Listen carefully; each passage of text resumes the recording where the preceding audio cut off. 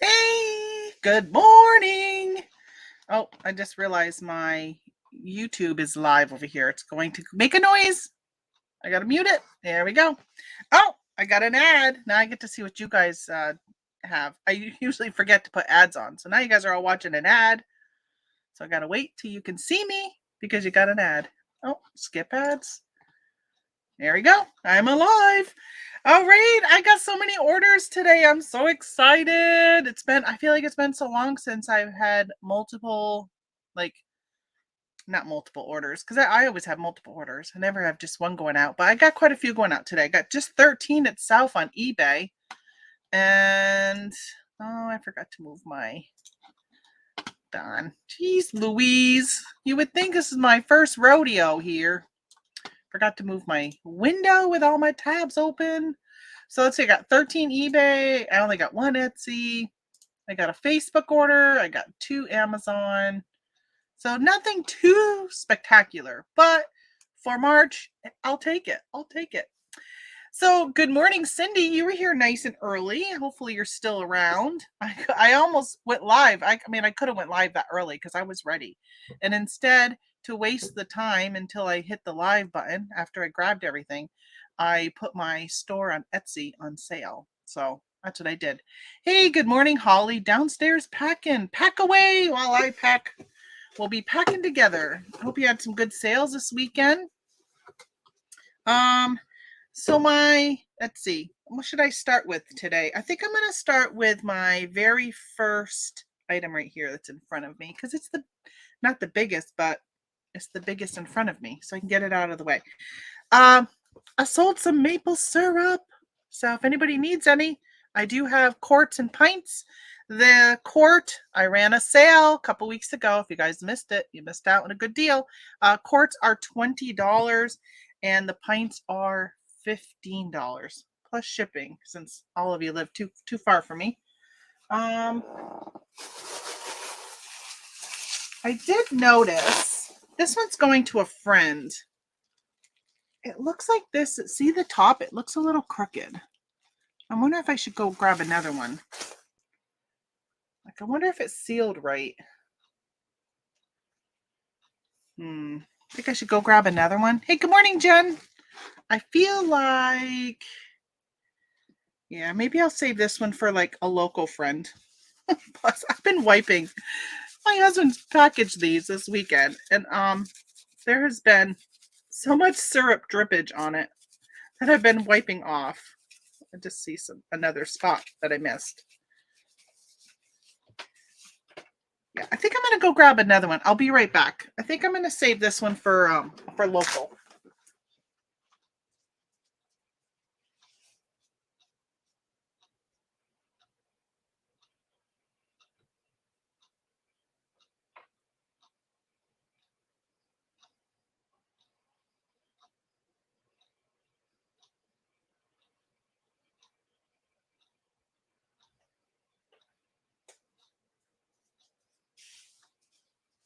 I'm coming. Like literally running across the basement here. Okay, this one's better. See, it's on straight. I was worried. I'll make sure he didn't drip any syrup on this one. No, I don't see any. Yeah, I was worried.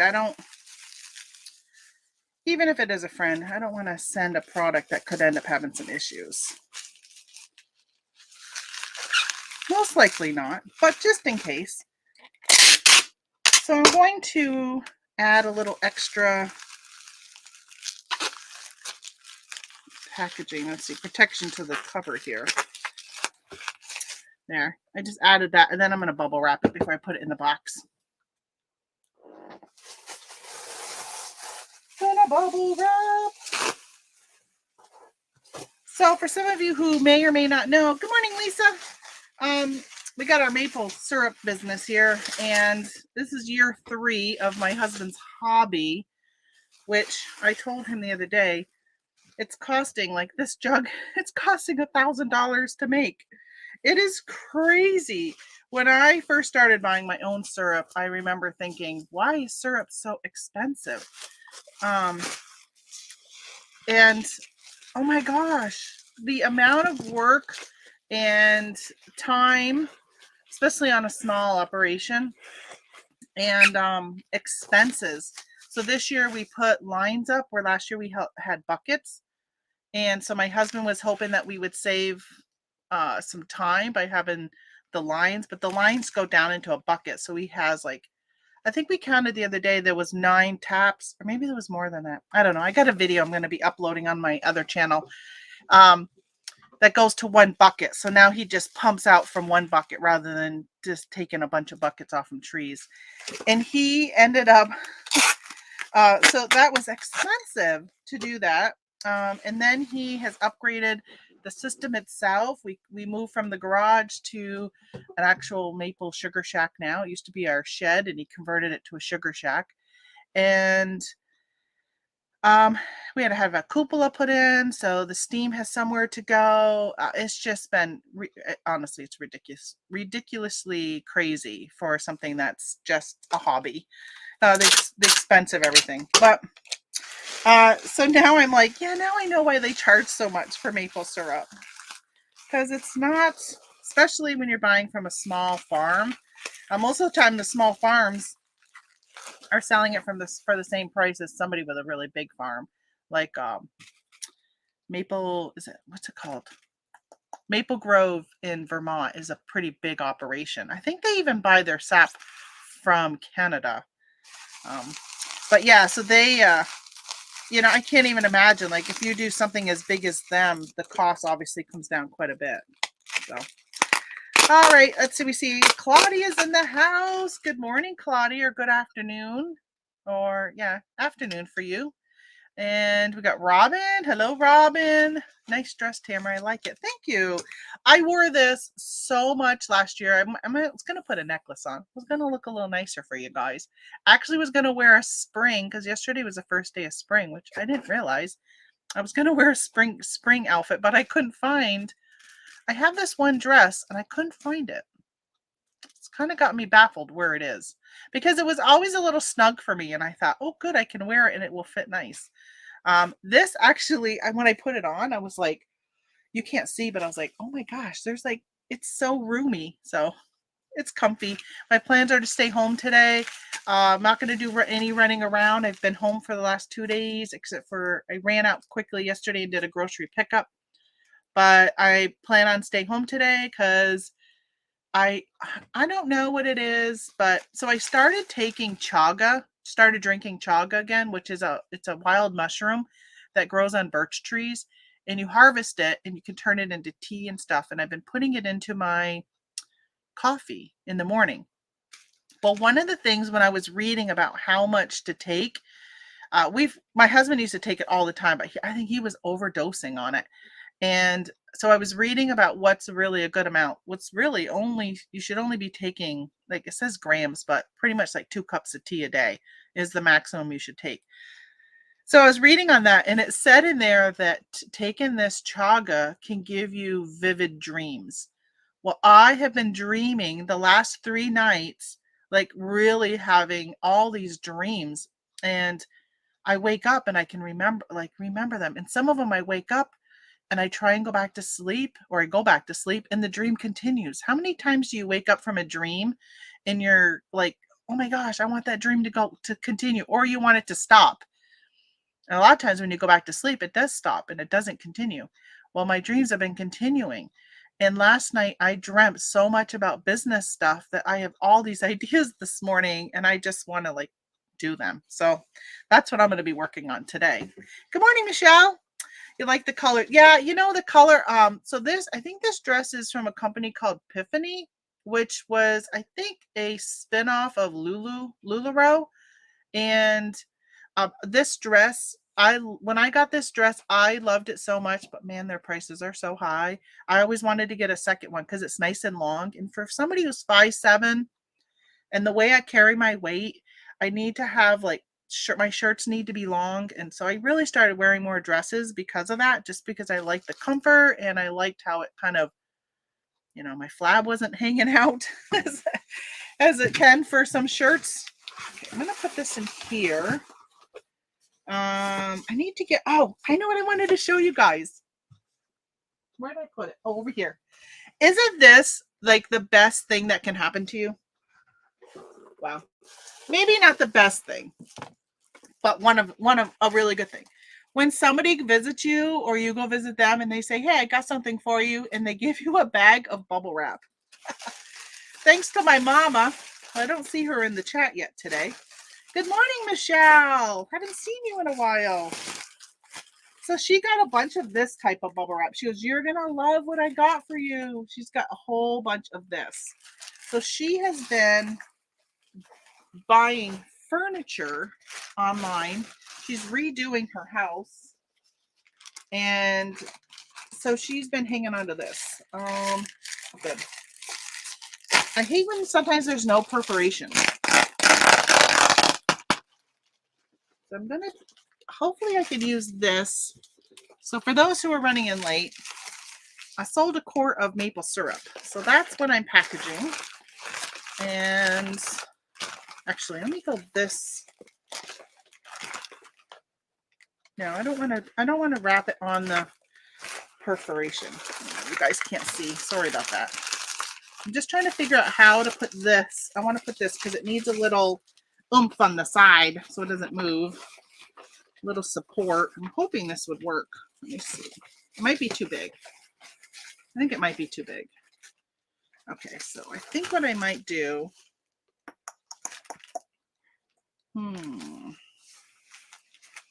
I don't think, I mean, it doesn't need a lot of support. It's in a nice plastic jug. It's heavy duty. I'm shoving this in. Oh, okay.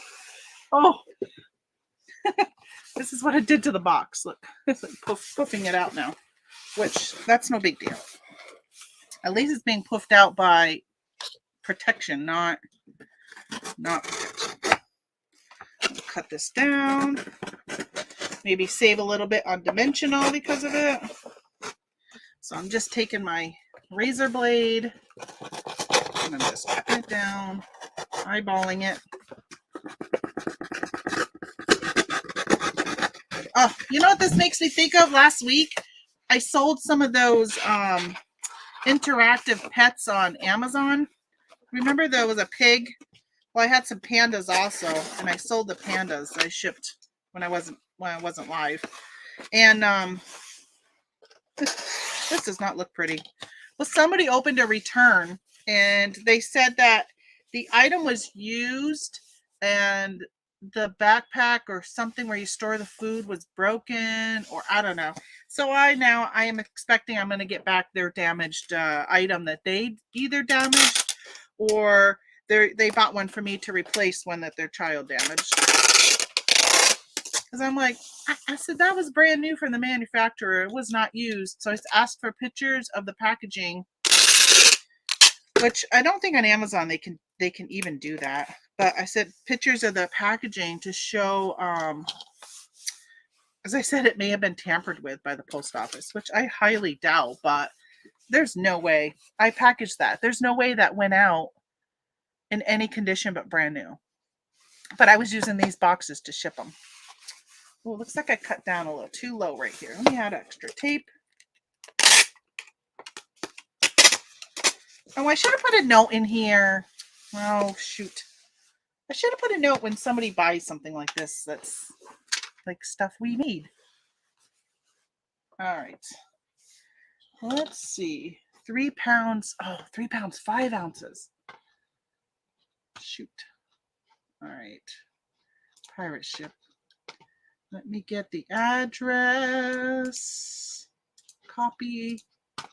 Create a label. Paste address. I love that whole paste address. Her address. Okay, had to put her name in there. It says company. They put her name in as the company. Well, I mean, I guess it wouldn't matter, right? I'll change it over to name. And I messed up. I said it was going to be 3 pounds, but it's 3.5. So I guess I'm going to lose a little on shipping on this one. Unfortunately, I couldn't remember, and I didn't want to have to come downstairs to look it up. You know, the measurements are on the thing, but I'm just going to do 8.5. Because since I resized the top, Let's see how much I was off. I think I quoted her $8.50. Oh, I think she paid me $9 for shipping, actually. $8.62. So I would have only been 12 cents off. That's all right. All right, let's see. Hey, good morning. Flip it good. How you doing? Print. Oh, I gotta change. I gotta change. It was going over to my brother printer. I think my husband's up. I think I just heard a door shut upstairs, which that's unusual. It's awful early for him to be up. All right, let me send her tracking number. Send that off to her. And I'm going to put the label right on the top. Maybe that'll keep it upright. I think that works when you put the label up here. I think because one doesn't have to go on the machine so it can read it. Or does the machine read like all the way around, you think? Hey, speaking about, I don't know why this made me think of it, but I'm in the market for a new car.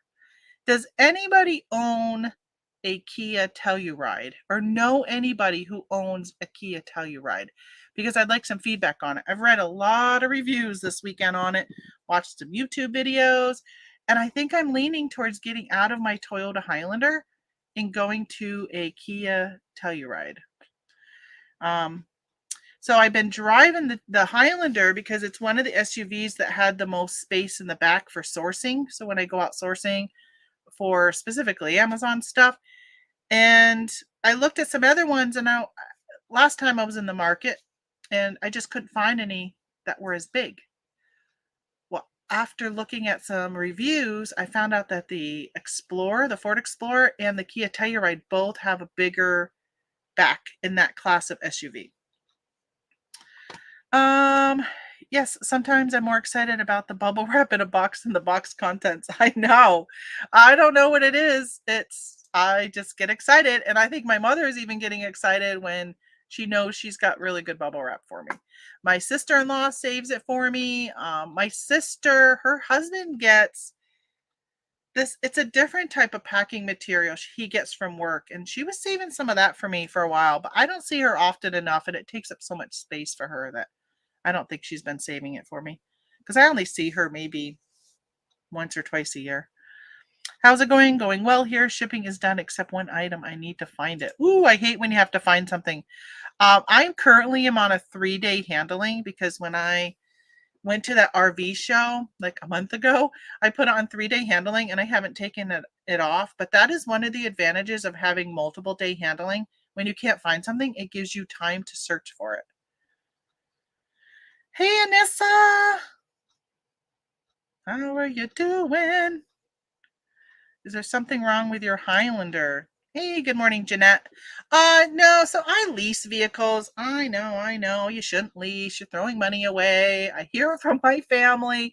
I've got 2 siblings. Well, maybe 3. One of them is, I think, semi, but not as strongly as the other ones, a Dave Ramsey fan. And they're all about, like, they've got their mortgages paid off, they pay cash for their vehicles, and they are giving me nothing but crap about leasing. But I really, really like leasing. It gives me the opportunity to be in a car that I probably wouldn't be able to pay cash for. And well, I mean, I don't want to. I don't know. I just don't want to take the money out to do that. So I like leasing. And I love the idea that if I don't like a car in 3 years, I know I'm going to get rid of it. So the one time I bought a car, I went from a Ford Explorer to a Ford Edge. And I mean, the Ford Edge was a nice car, but it wasn't a Ford Explorer. At the time, there was no good deals on the Ford Explorer. This may have been in 2008 when everything had kind of shit the bed. Like, it was just a mess. And I ended up getting the Ford Edge, and I did not like it. I didn't like that I sat lower than I did in the Explorer.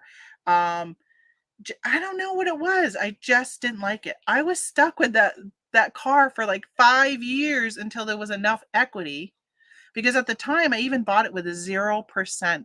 There was no you could finance it for 0%. That was how bad remember when like all those things, that was when Saturn went out of business and like all car dealerships were just really hurting in 2008, maybe 2009.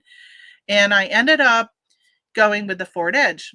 Well, for 5 years, I hated the decision I made and I just couldn't, I didn't want to take a loss. I couldn't financially take a loss. So I had to wait until there was enough equity in it for me to be able to get rid of it. And that's when I ended up owning my first Highlander. I've had a Highlander since then, but oh my gosh, I just didn't like it. And so I'm now thinking with the Kia Telluride that the numbers run where I could buy it and pay cash. But part of me is just, what if I don't like it? Will I be stuck? Will I have to wait so long? Where in 3 years I could hand him the keys and walk away and go back to the Highlander if I decide I like the Highlander more. So I'm just really torn with that. So Timothy, good morning, by the way. I don't know if I said hi to you. I saw you come in, but I think I didn't say hi. So good morning. I heard that if you buy out the lease and resell, you can make a huge profit. So right now I can. So my payoff of my lease is 26,000, and right now my car books for about 30. Well, the trade-in value is 30. So if I was to sell it outright, I've seen it up to like 40 something thousand right now that they're asking for a 3-year-old Highlander. So I've thought about doing that. What I probably would do is I would actually trade it in instead of handing them the keys and walking away, because I got to tell you, my lease was for 15,000 miles. So what's that, 45,000? And I am at 63,000 miles on my car because I use it for everything. And I'm always driving to source because we just don't have stuff here. So I put a lot of miles on my car. But with a Toyota, there's always been equity in my car. So I've always traded it in towards my next car instead of handing them the keys and walking away. Now that did help one time when my son, he was leasing through college.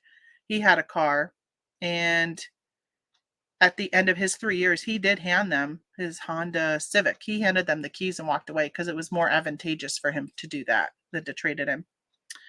I love my 4Runner except the gas mileage. Yeah, you know what I did? And so I originally was thinking about getting a Highlander hybrid because Telluride doesn't have a hybrid model.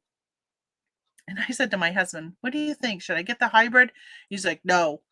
He is just so anti anything like in that line. Like he's just so like, if it's something that would be like, it's just a political reason, he would be like, no, don't get the hybrid. I'm like, come on. I mean, I don't, whatever. So I said, all right, well, it's about $4,000 difference between the regular Highlander and the hybrid one. So I said $4,000. How much mileage would I have to get at today's rate of $4.35 here?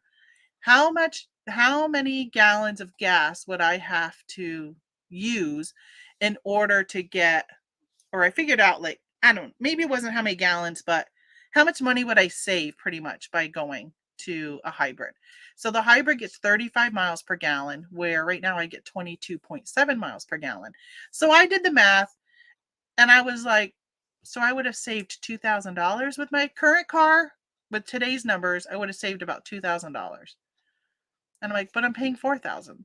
So where's the savings? There is not savings. Unless I did the math wrong, there was not any savings by getting a hybrid over the long term over a gas guzzler. So I said, okay, now I'm opening my self up to looking at more different types of vehicles and not sticking with a hybrid. And that's when I was reading reviews, and the Ford Explorer and the Kia Telluride has a larger cubic footage in the back for storage, and that's really big for me for cargo. So I was looking at that one. And then the price points were just better than the Highlander. So good morning, Cynthia, and good morning, Laura. I love my Honda Pilot. So much room for sourcing. Yeah, what was it? The Honda Pilot that was trying to think of. There was a Honda that was in the mix. I don't remember if it was the Pilot, but it was smaller. The cargo room was smaller. So this the Telluride's got 87 cubic feet in the back. So that's really big for me. All right, let's get packaging some stuff. Lisa says, I'm a Mazda fan. Oh my gosh. I don't even know if we have Mazda around here. Like, I don't know. I don't think so. I'm trying to think about what to grab next. Let's do Etsy. We can get this one out of the way. No, let's not do Etsy because it's in the bottom of my pile. Let's do Amazon. We love our Sienna. Yeah, my sister's been trying to get me to buy a Sienna. She owns a Sienna. She's got like 200,000 miles on it. It's like wicked old. And she's one of those Dave Ramsey people. So she'll drive it until it's like dead. But she's like, oh my gosh, there's so much room. But I've owned a couple vans in the past. I just don't want a van again. It was great when my kids were younger, but it's just something I don't know. I don't like getting in her van. Like, it doesn't feel the same as getting in the back seat of mine. And I have all adult kids. I got all adults that get in my car now. So I don't know. I just didn't really care for it. But yeah, I know there's a lot. Like, of course, I talk about the Bearded Picker all the time, and he's got a van. I think his is Sienna too. And he's like big on the storage and stuff. There were times where I definitely could have used more storage in my car. I've maxed out the Highlander. There's a time when my mom was with me and we were in New Hampshire and we were joking around that she may, which reminds me, because that's when I was buying all those party supplies. And somebody in the chat, I got to get back to you on that. Let's see. When can I add that to my to-do list this week? I got a crazy to-do list because I'm hoping tomorrow I can find a dealership that's got a Telluride on their lot, and I got to travel at least 2 hours to go to a Kia dealership. So I can either go to Plattsburgh or Watertown, which is where I source, and do a ride there. But on the Highlanders, by the way, I called around to about 6 dealerships on Friday, and it's at least a 3 to 6 month waiting period to get a Highlander right now. You got to put a deposit down, $1,000 deposit, and you got to wait until what you want comes in. It could be 3 months. So what they do is every dealership said this, they have a waiting list. And if you put down that I want a Toyota Highlander hybrid XLE, and I prefer these colors, right? So they'll let me know that, hey, we've just got an allotment. We have a Toyota Highlander Limited coming in that's not a hybrid, and it's in silver with black trim. Do you want that one? So they'll go down their wait list. And even if you've asked for an XLE in this color, they'll let you know this is what we got coming in. And if you say, nope, I only want the XLE because I don't want to spend $6,000 more for a limited, then they keep you on the list, but then they'll go down to the next person and they keep going down the list. And then when nobody says they want it, that's when it hits their lot for other people. They said nothing ever hits the lot. Somebody will nab it, because if you've been waiting 4 months and you're tired of waiting, you don't want to wait 6 months for your XLE white one to come in. Then you might say, okay, I'm just going to pay that extra money and I'm going to get the limited. So it's just crazy. But I did find out that my lease, they will extend your lease for 6 months because of what's going on right now. And one dealership actually told me that they will, even after 6 months, they will do it again for another 6 months if you need it. So it's really nice to know that there's a lot of options right now when it comes to all of the issues that they're dealing with. Oh, and speaking of that, I don't know if I mentioned this last week, but did you know that a lot of computer chips take neon? And that neon, I heard this on the news a couple weeks ago, that neon's number one manufacturing area is Ukraine. And I didn't know that. And so they were saying that with what's going on now, and of course there's already all these computer chips having issues with a backlog of the plants that have burnt down in China. Now there's an even bigger issue that even if they get these plants back up and running, that if the chip takes neon, then it's going to be just another whole issue of being able to get the supplies to create things. So my son works for a company who creates computer chips, and I asked him, do you guys use neon in yours? And he said he didn't know. So he must be in a different part where they're not putting the neon into it, whatever he does. So yeah, come on. So yeah, the prices, as Jen says, can't imagine buying a car now, too expensive. Yeah. So when I was at the Kia dealership a couple weeks ago, over a week ago, with my daughter buying her Kia Soul, they were telling me that used cars are more expensive than new cars. Can you imagine? Who would even go buy a used car if you're going to pay more money than a new car? I don't know. So that's another reason why part of me was thinking leasing is not so bad. Hopefully in 3 years, things get a little back to normal and I can afford the lease. And then again, at 3 years, if I need to just hand them the keys and walk away because they estimated the value wrong of because let's say they're using like today's valuation, and today's valuation is crazy for car prices, that in 3 years, they could say, so if my car is $36,000, they could say it's going to be worth $25,000 in 3 years, right? But what if they're using today's valuation? And when it comes down to it, the chips are back, things are back to normal, which I don't think they will be, but let's say they are. And my car is really only worth $21,000. Then I could hand them the keys and walk away. But if I bought it outright, then again, I got to wait that whole time for the market to fix itself. So I don't know. That's why I'm really leaning towards leasing again. All right, so listen, I sold this Oral Health for Pets, perfect for cats. It is a water dish or food dish that you put food in, and this has got like a rubberized, bumpy, I don't see, oh, there you go, bumpy thing, so it cleans the cat's tongue when it's eating. I got these where did I get these? BBB, Bed Bath & Beyond. I paid $5.31 with taxes for these. I bought them. I cleared the shelf of them because they were a good selling item when I did Keepa, but I don't know why. I never sent them in. I sold it for $17.99. I got to pay shipping. Oh, wait a minute. Somebody bought 3 of them. What? Oh, I'm glad I just saw that. Okay, so now I got to put in pet. Hold on, I got to take these off from eBay. I just realized they bought 3 and I only grabbed 1. So I got to go back to R and let me drop this down by 2 more. Hold on, let me go to R and grab 2 more.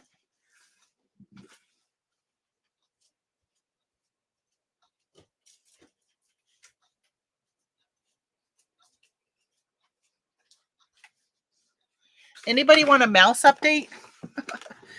So I have a mouse in here, as some of you know that have been around. And this morning I went and checked the traps. Still no mouse in them. But one trap, I was like, where'd the trap go? Like, the trap's not there. I said, my husband must have moved it. Well, it was probably about this distance away underneath one of my totes at the bottom because he put it way in the back. See that person? See that mannequin? There's a trap behind it. Well, right over here underneath that tote is the trap, upside down. I'm assuming the mouse must have gotten there. It must have made it go off, but the mouse was quicker than the trap and it flipped it over and moved it. That is one smart mouse. Okay, so 3 of these. I think that's still going to be able to go first class. Let's check. Let's check how much this weighs. So it does not feel, oh yeah, 13 ounces. Woohoo, they paid $58 for 3 of these.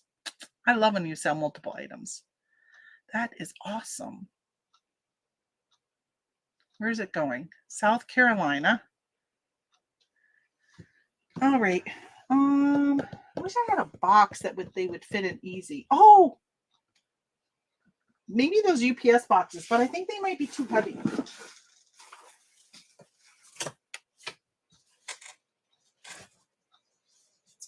Where did I put those boxes?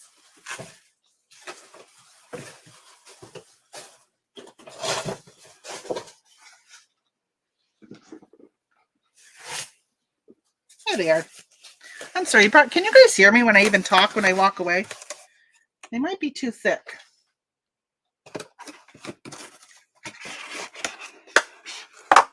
They're not going to fit. They're not going to fit. Plus, I think this might be too heavy because they're really thick boxes. Oh, yeah. Yeah, they're 4 ounces. Okay. So maybe I'll bag them.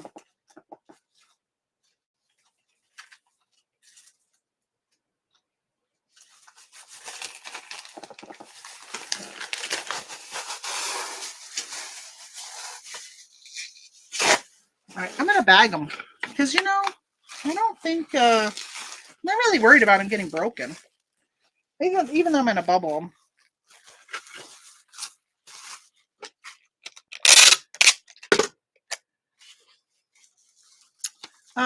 We bought our Sienna when we retired with no kids at home. Wow. See, that's my sister. Her kids are older. Well, though, they may have been younger when she bought it. I see a lot of older people driving vans.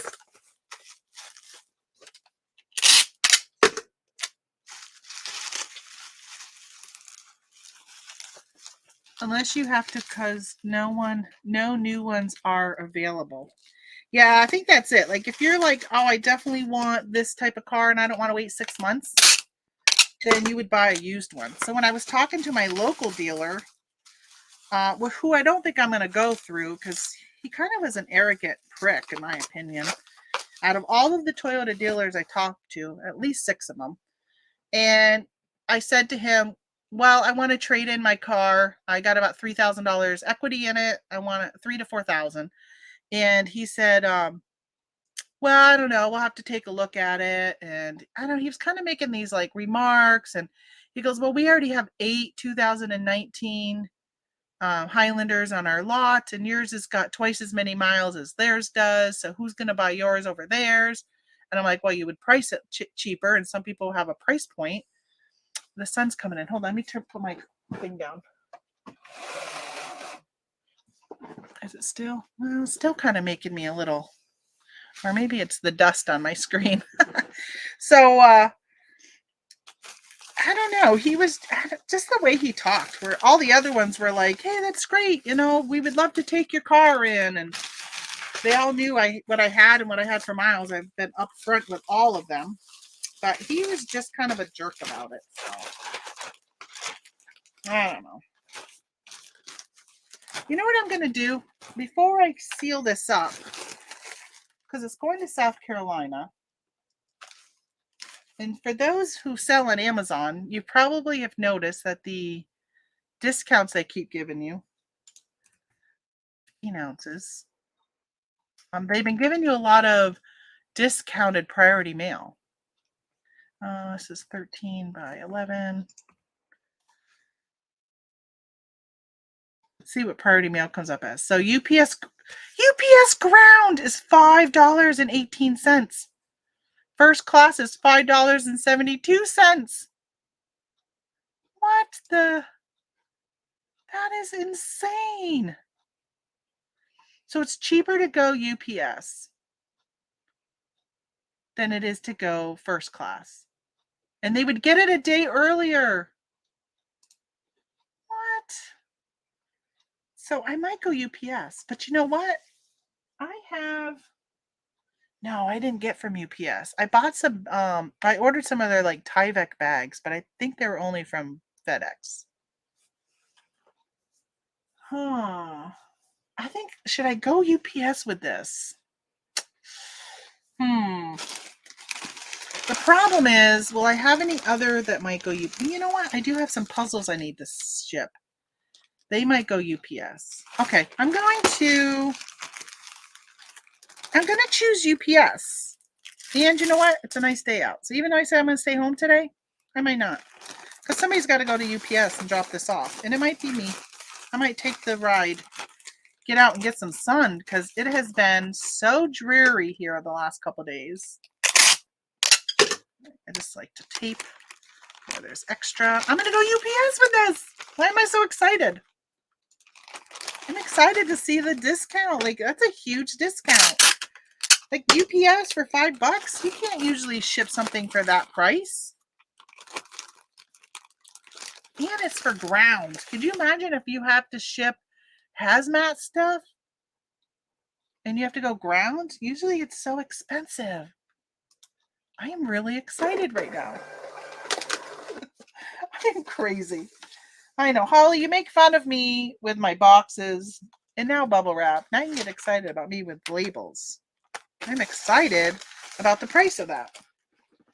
I'll stick you over there so you don't end up at the post office, which you could because that's happened before. All right, I got a couple messages I want to catch up on. My internet's being fuzzy again today, isn't it?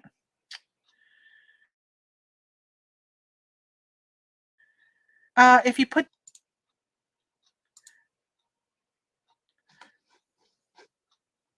Oh, I don't have my... How bad am I, guys? Oh, I'm frozen. That's how bad I am. Oh, no, I'm fuzzy.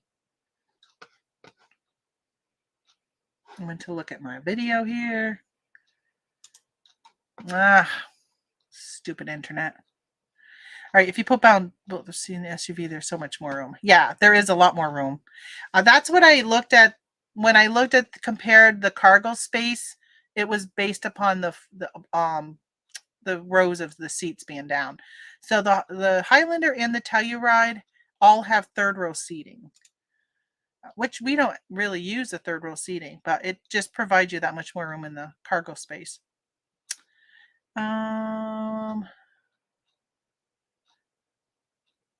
Bubble wrap them and put them in a poly. Yeah, good. I just saw your message, but yeah, I think that was the way to go.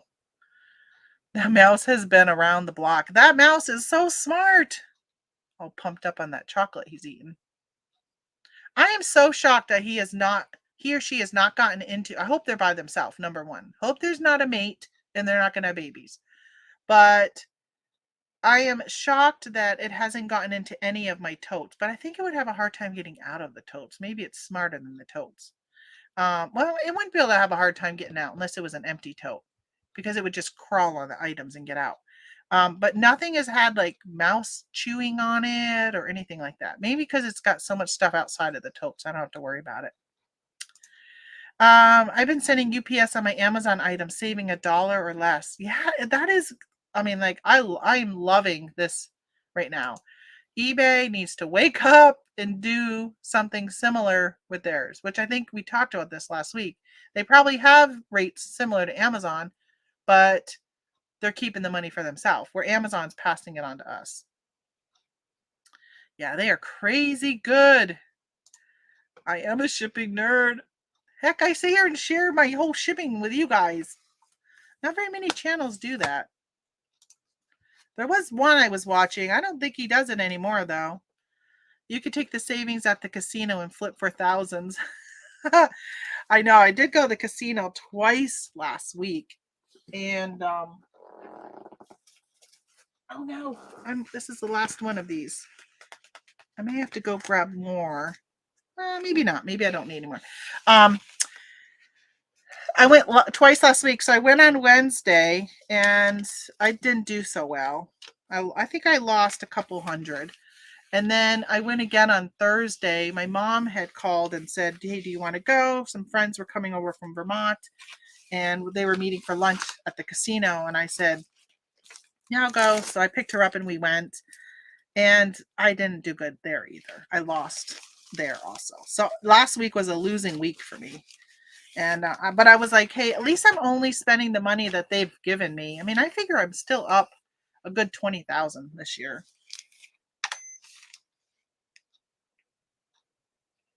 All right, let's see how much this weighs. 8 ounces. Oh, I don't know why I weighed it, because I know there. All right, so this is $4.15. If I wanted to upgrade it to priority, it would be $6.78. Let's see what the UPS rate is. UPS ground is $8.90. Yeah, so no discount on this one for UPS. Interesting. Where is this one going? Washington. Perhaps that's the trick, because this one's going all the way across the country, but the other one was going just down to South Carolina. So this one will be going through this one.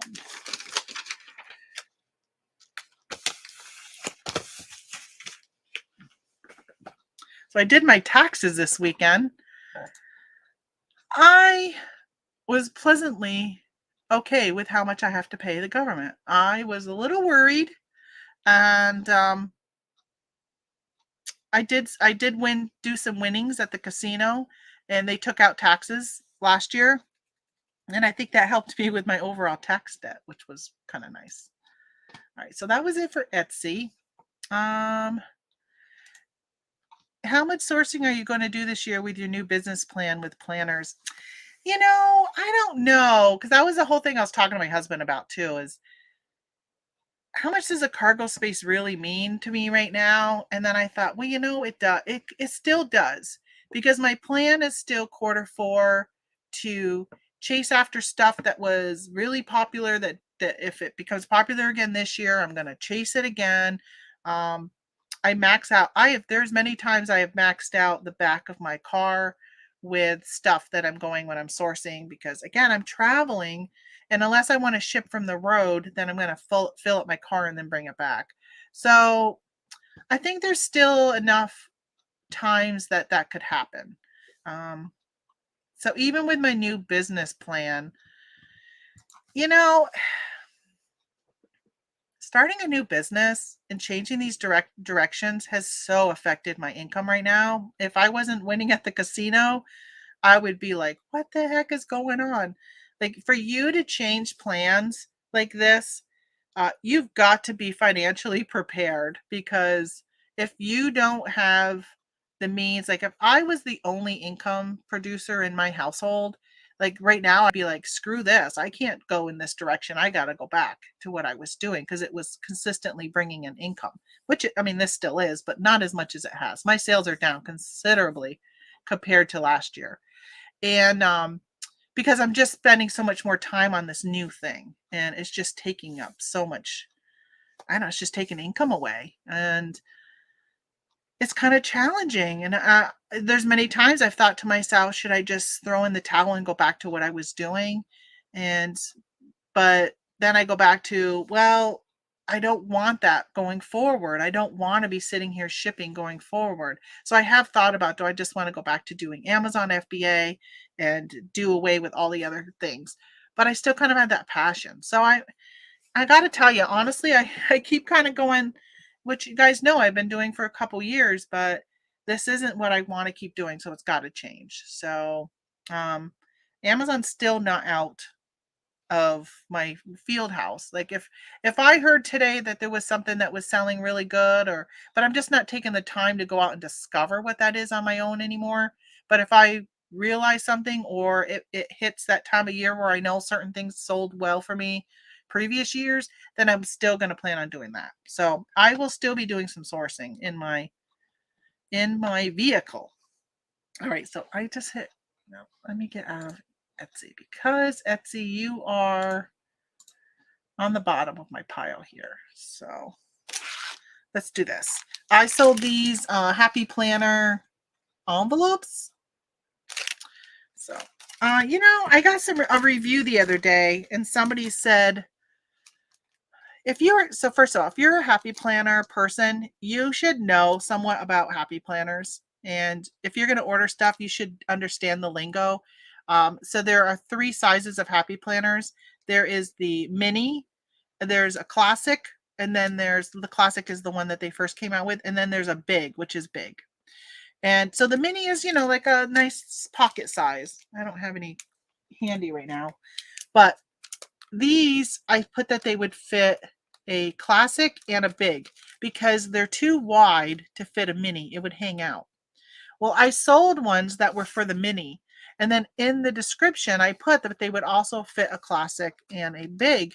That way, if somebody wanted, well, if they have a classic planner and they wanted these envelopes, that they can buy the ones that fit the mini, because it's all based upon these right here, and it's all the way they fit in the discs. And so when they go in, they're all the mini, the big, and the classic all have the same spacing in the discs. They're not any different, so they would fit. They would just be smaller. In a classic, they would just be smaller. Well, somebody said in the feedback that they didn't really fit the classic very well. They were small for the classic or something like that. And I thought, well, I mean, in the title, I put they were for the mini. It was just in the description I mentioned that they can also fit because they do fit in it. But yeah, they're smaller. Just like if you were to put this in the big, they wouldn't be the same size as the big, but they'd still fit in the big. I don't know. Sometimes I read feedback and I'm just, it frustrates me at times. And then actually I got a feedback on eBay because I sold some keto acidosis, whatever it's called, testing strips, ketosis strips, and they were expired. But no, I don't think they were expired by very much. But anyway, they were expired. And I know eBay's been taken down when you're trying to sell expired stuff. I had some stuff taken down recently. So I did go and take down some other stuff that had expired since I finally was targeted. But I knew last year they were taking down some people's items.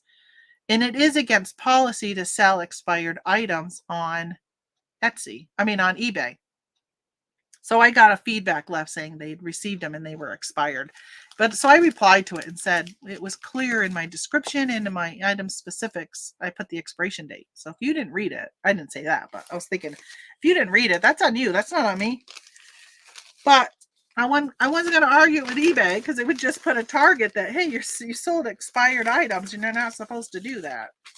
So I took it. I didn't argue it. And I was just like, and thankfully it was only a neutral, but I was kind of like, all right, so this is, let me see how much this weighs, because I don't like that this is so bendy. So I might put cardboard in it. So it's at 2 ounces. So I think if I put some cardboard, it would bring it to, let me see what I got for scraps. Scraps? That's a scrap. Let's see if I put this in here. I just don't want to go, I think is it 4 ounces that it will change the price? If it goes above 4 ounces? Oh yeah, still at 2.5. 2.5. So we're going to say 386. It's going all the way to Washington. So I'm going to put that in there. Just added some cardboard to kind of help it. So maybe it won't bend. Oh yeah, see, it doesn't bend as easy now. Definitely helps. And let me tape the edges. So I'm taping the edges because I've said before, mail will get stuck in there. So my daughter says to me the other day, so she sends me a check. Her and my son send me checks every month, which I wish they would just Venmo me, but they pay for their cell phone bill. And because it's cheaper for them to be on my plan than to have their own plan. So they reimburse me for their amount every month. And my daughter says, she sends me a screenshot of her bank transaction where they paid $35 and they gave her $35 back into her account and it said my name. And she's like, what's this for? And I said, I don't know. I didn't send you any money. Well, I figured, I said, perhaps one of your checks came here or never made it here. So they're like canceling it because after I found one of my sons and I think it said 60 days or 90 days. You have 60 or 90 days to cash them. Well, I found one from last summer that I never cashed. So I told him, hey, you got $35 back into your account because I never cashed that check. And so I think that's probably what happened with my daughter. And I said to her, there's times when I mail stuff or I'll get like a magazine or a catalog and I'll be flipping through it and I'll find somebody's mail that had gotten stuck inside it. So I've heard on a video or something that sometimes mail can get stuck in that if you don't tape it. So that's why I taped it. But I'm thinking that's probably what happened with that payment. And honestly, I don't keep track of their payments when they come in. Why am I weighing that again? I already have the label right here. You goofball. You goofball!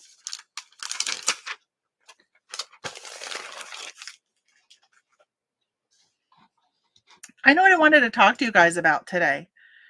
I actually want to do a standalone video on this because I almost did it yesterday, a travel time chit chat, but I was too busy filling my face with a McGriddle from McDonald's. So I couldn't do it on my drive home from grocery pickup. Because right now, if you use the McDonald's app, for $1, you can get a breakfast sandwich. And I was like, I'm going to go treat myself to a McGriddle. Actually, I wasn't planning on getting a McGriddle until I got there and saw the options. And I was like, ooh, I think I'm going to get the McGriddle. So yummy.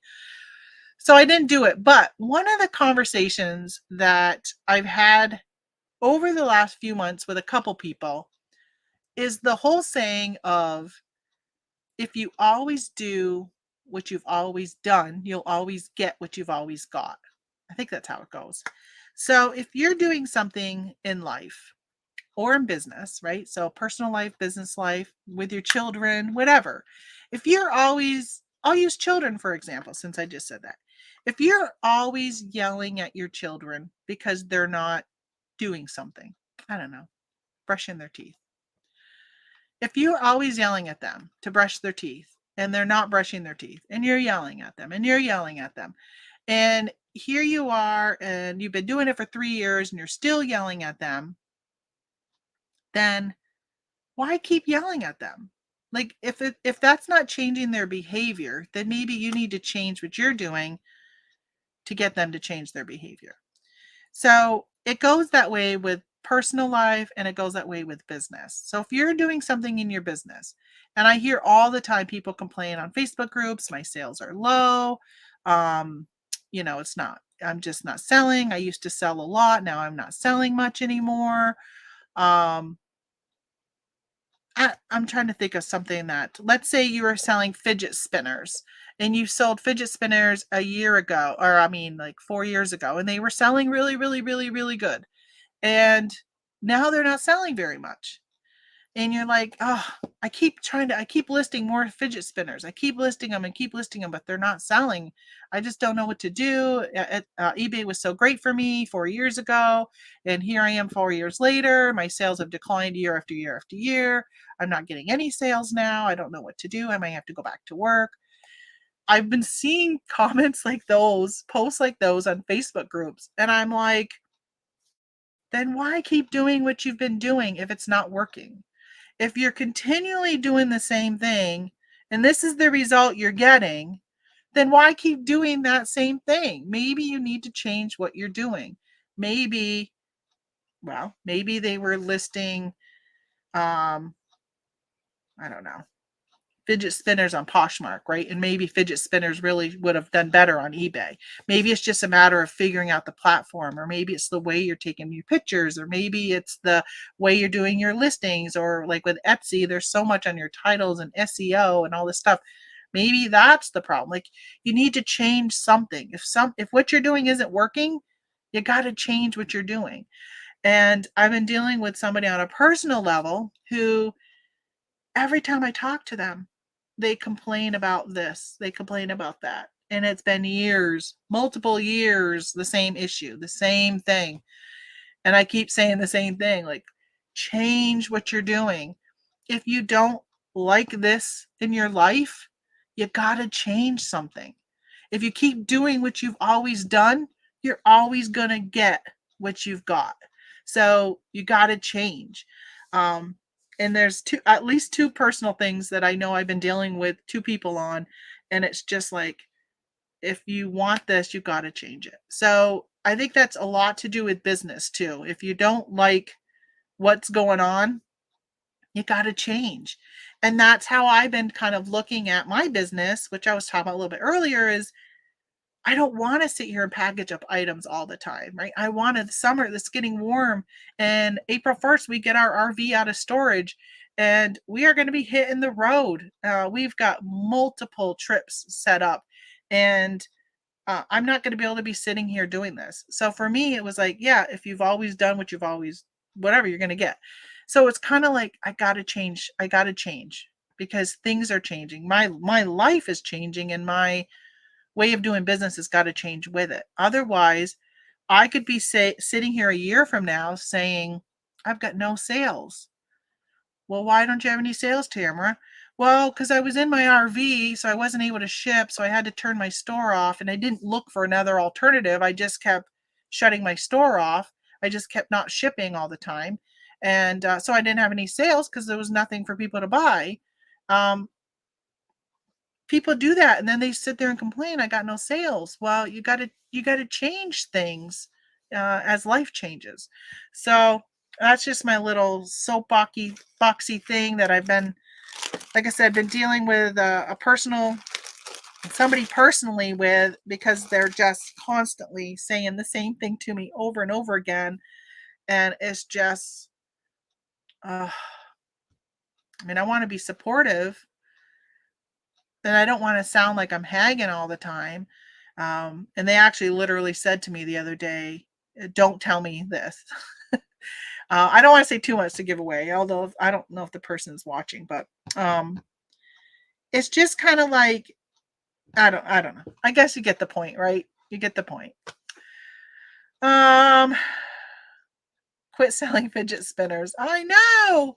I want to say that to some people. Somebody was saying today, it was funny because then this morning I was reading, as you know, I wake up early and I read Facebook before I finally crawl out of bed. And there was an Etsy group, and somebody was talking about how they are having a really hard time. And some of them are legitimate. So it's nice to kind of troubleshoot so you can find out where your problem is. So, is your problem really your product? Is it really Etsy? Is it your titles? Is it your photos? Like, sometimes you got to troubleshoot that before you can figure out where you got to change. And they're actually selling glass pipes. And they said they're having a really hard time because they hand make theirs. And of course, on Etsy, it is being overtaken with Chinese knockoff drop shippers. I mean, it's crazy with so much stuff that I'm seeing on there that is not handmade. It's not a supply. It's not a vintage item. There's so much. You can report them all day long and it doesn't matter. So this person says, I've been reporting all these people from China that are knocking my stuff off. I see it on the Chinese wholesale, like Alibaba websites. And they said, I just don't know what to do because we can't say certain words. Like, they can't say MJ, but spelt out. I don't know if I can say it even on here. So that's why I'm not going to say it. So there's words you can't use in your title. But they're finding that with Etsy, when you type in your search, so if you're going to put in keywords in your title in Etsy, probably even eBay, one of the things they say is to make pretend you're searching for your item. And as you're typing it in the search box, words will start popping up. So Etsy, eBay, whatever, the Amazon, they're smart enough to say, hey, this might be what you're looking for as you're typing it in. It pops up with a bunch of things. I'm sure you guys know what I'm talking about, right? Well, they say to do that on Etsy. Well, it'll literally say glass pipes for the Jane, it'll say the word. And they're like, how can they say that? Like, people are searching for that, but I can't even say it. So I think that at some point you might have to say, yeah, you're making these, but man, there's world is changing, and so many platforms are restricting even things you can sell, so they make it harder and harder. And I think that at some point you may have to say, hey, is this something I want to keep doing? They said they made a full-time income from it, but now they have to do things like Uber Eats or DoorDash or something like that. She said they're starting to do that because their sales have declined so much over the years because of these other people coming on. It's really, it's challenging. Um, some people like to complain. It can feel like action on a problem, but it really isn't. I think that's true. And I think this one person, I think that they really hope that things will change, but they're not making the actions to change it. It's always an excuse. Always an excuse. Um, but sometimes I wonder, it's almost like a hoarder, that when somebody is hoarding all the time, you watch those, like the Hoarders. Is that what it's called? Hoarders, the TV show? And I haven't watched that in a long time. But there's always some type of mental component to it. And a lot of times they say, yeah, I tried to clean up, or I don't want to do, like, they know they don't want to. Some of them, not all of them. Some of them know they don't want to be like that, but they just can't get out of that rhythm. They can't break it. So sometimes it takes medical intervention, but if they're not able to go get that medical intervention on their own, then I don't know. I don't know. It's tough. This issue I'm dealing with is tough. I have changed my process twice in the last year. Well, it's nice to know I'm not the only one. I mean, it has been, sometimes I feel like I don't even want to tell you guys that I'm looking at changing something because I feel like I'm constantly been changing and constantly been saying things to you guys. And I don't know. It's just, but even the whole planner stuff, I'm looking at taking a different direction because what I originally thought of printing them is becoming so much more challenging than I thought and so cost prohibited.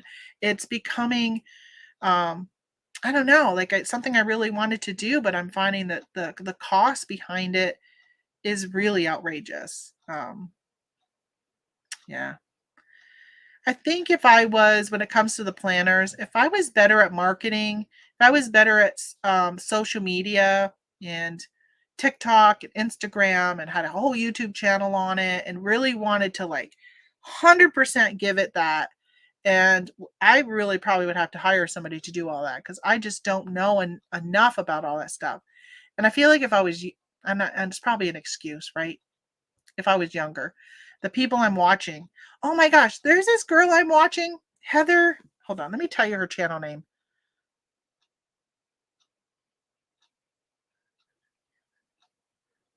Wow, my phone has been blowing up. Um, Let me tell you her channel name. Oh my gosh, you guys. She is Heather. Hold on, I gotta find her. So I just found her a couple weeks ago, or maybe a month ago. All right, Heather Studio. This woman is insane. So let me find her. Let me show you her channel. All right, so this is her, Heather Studio. Okay. Look at how many subscribers she has. Right? Only, well, I mean, 5.7 thousand. And you're like, well, that's not much. There's people out there with millions. She just started YouTube in January. In January. And she already has 5.7 thousand subscribers. Her videos, like, look, this one, she got 33,000 views, 25,000 views on those videos. Look at that. I mean, that's ridiculous. Crazy. And she did a thing. So in the end of February, she became monetized. She was monetized on YouTube in 6 weeks. How much I made? She made, if I remember right, I think it was $571 in 1 week on YouTube. In 1 week. She had just become monetized, her first week. I'm like, holy smokes, lady, you are killing it. So she does really good and really good videos. But she's all about print on demand. So if you are interested in print on demand, she's got some good tips. But man, that is a challenging field to get into. That's what I've been working on the last few weeks. Well, probably the last month. And I think today I'm going to seriously go back and change some of my listings um, to change some things around. Some stuff I've been learning from watching her, and she runs a group called POD Friends on Facebook, and just some nuggets of stuff I picked up here and there. One of them is I've been looking at a lot of print on demand items, which I really am liking the print on demand. It's a lot, it's stuff I can do from the RV, and I'm really liking that. I'm focusing on a niche and all that. But two things that I've learned that I want to do, because I'm using Printful and Printify for my suppliers. Printful is expensive. Printify has got a lot more. I think I mentioned this a couple weeks ago to you guys. Printful is, they actually do the printing and ship it out. Printify is like Uber Eats, and it has all these different print on demand companies, and you choose your products. Each product you can choose which one. So there's one company I like, but they don't always have the variety of colors of shirts that I want. And so for instance, yesterday there was a design that was all black, so I wanted light colored shirts, and one of the providers didn't have a very good variety of light colored shirts, so I had to go to a different provider. So you can pick and choose, but some providers, they start off at, $14 for a t-shirt, and other ones are like $9 for a t-shirt of this specific. I like the Bella and Canvas 3001. So those t-shirts, so a lot of times I'll go to the lower priced ones because their ratings are good, and a lot of times they have a good variety and so forth. Well, so those are the ones I use. And one of the things that I need to do today is add a size chart to all my listings and a color chart. So I've noticed that, you know how when you're on a website and you click on, like, oh, I want, like on eBay, when you do a variation listing, and if I was to click on, oh, I want the black one, the black one's picture will show up. Once I select black, black will show up. If I select pink, pink would show up. Well, on Etsy, that doesn't happen. So I need to have some type of color chart. So what's the difference of like an ash color, or like another type of gray, and then some other type of natural, right? So a lot of the three of those, you wouldn't know which one is which when you're scanning through. So I need to come up with a color chart. So I got to either make it or find it, or I don't know. But that's what I need to add to all my listings, because right now I don't have anything like that. So I've been really being particular of what color t-shirts I choose. So I'll have a black, a blue, a red, right? I won't have a lot of those other ones that are kind of where I won't have two different, like a, let's say like a heather blue and then another type of blue, because somebody may not realize that heather blue, what heathered means, and they might think they're really getting the other blue. So I haven't been doing that to make it so it's not confusing, but it limits me on the color choices. So I've got to take the time to create that today. Maybe tell the person that you will be there for them when they are ready to move forward. Yeah. I think with that, Holly, is I've told them, but it's a person I speak to on a regular basis. So I've just been trying to not say anything lately. It's hard though. I did tell them the other day that there's a lot of things I don't say. Even though they hear some things every now and then, there's a lot I don't say. I've been trying not to say too much because it probably just adds to the problem. And I know that. And every time I do say something, I feel like, oh, I'm just adding to the issue. I just don't, yeah, it's a tough situation depending on who the person is. They could try to make additional listings using different keyword titles. So I don't, so that might be back to the person who was making those glass pipes. And one of the things somebody said is, are you putting new items up? And they said, no, I haven't been putting any new items up because they're handmade and it's a tedious process. And to change it around, like to even add something new is just like a lot of work. But they might, I didn't even go to their website, but let's say you sell this phone case, right? And you sell it in 4 colors. I have noticed lately that sometimes not doing a variation listing is better to do 4 different listings with each color. First of all, if somebody's putting in iPhone XS Max, that's what my phone is, into their search, if you did each variation listing separately, which this is what the Chinese people do, they have gotten so good because you can find that same seller listing 100 items and you see their 100 and they just fill up the search feed with so many other items of the same thing. So I have found lately, people used to do it to avoid paying the insertion fees, but now with eBay you get such a good amount of insertion fees.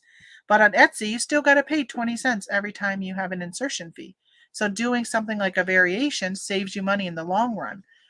But if you're not getting the eyes on it, if you have one listing where you can have 10 listings, it'll cost you more, but you can get more in the search. When somebody does a search, you could come up 10 different times rather than that one time.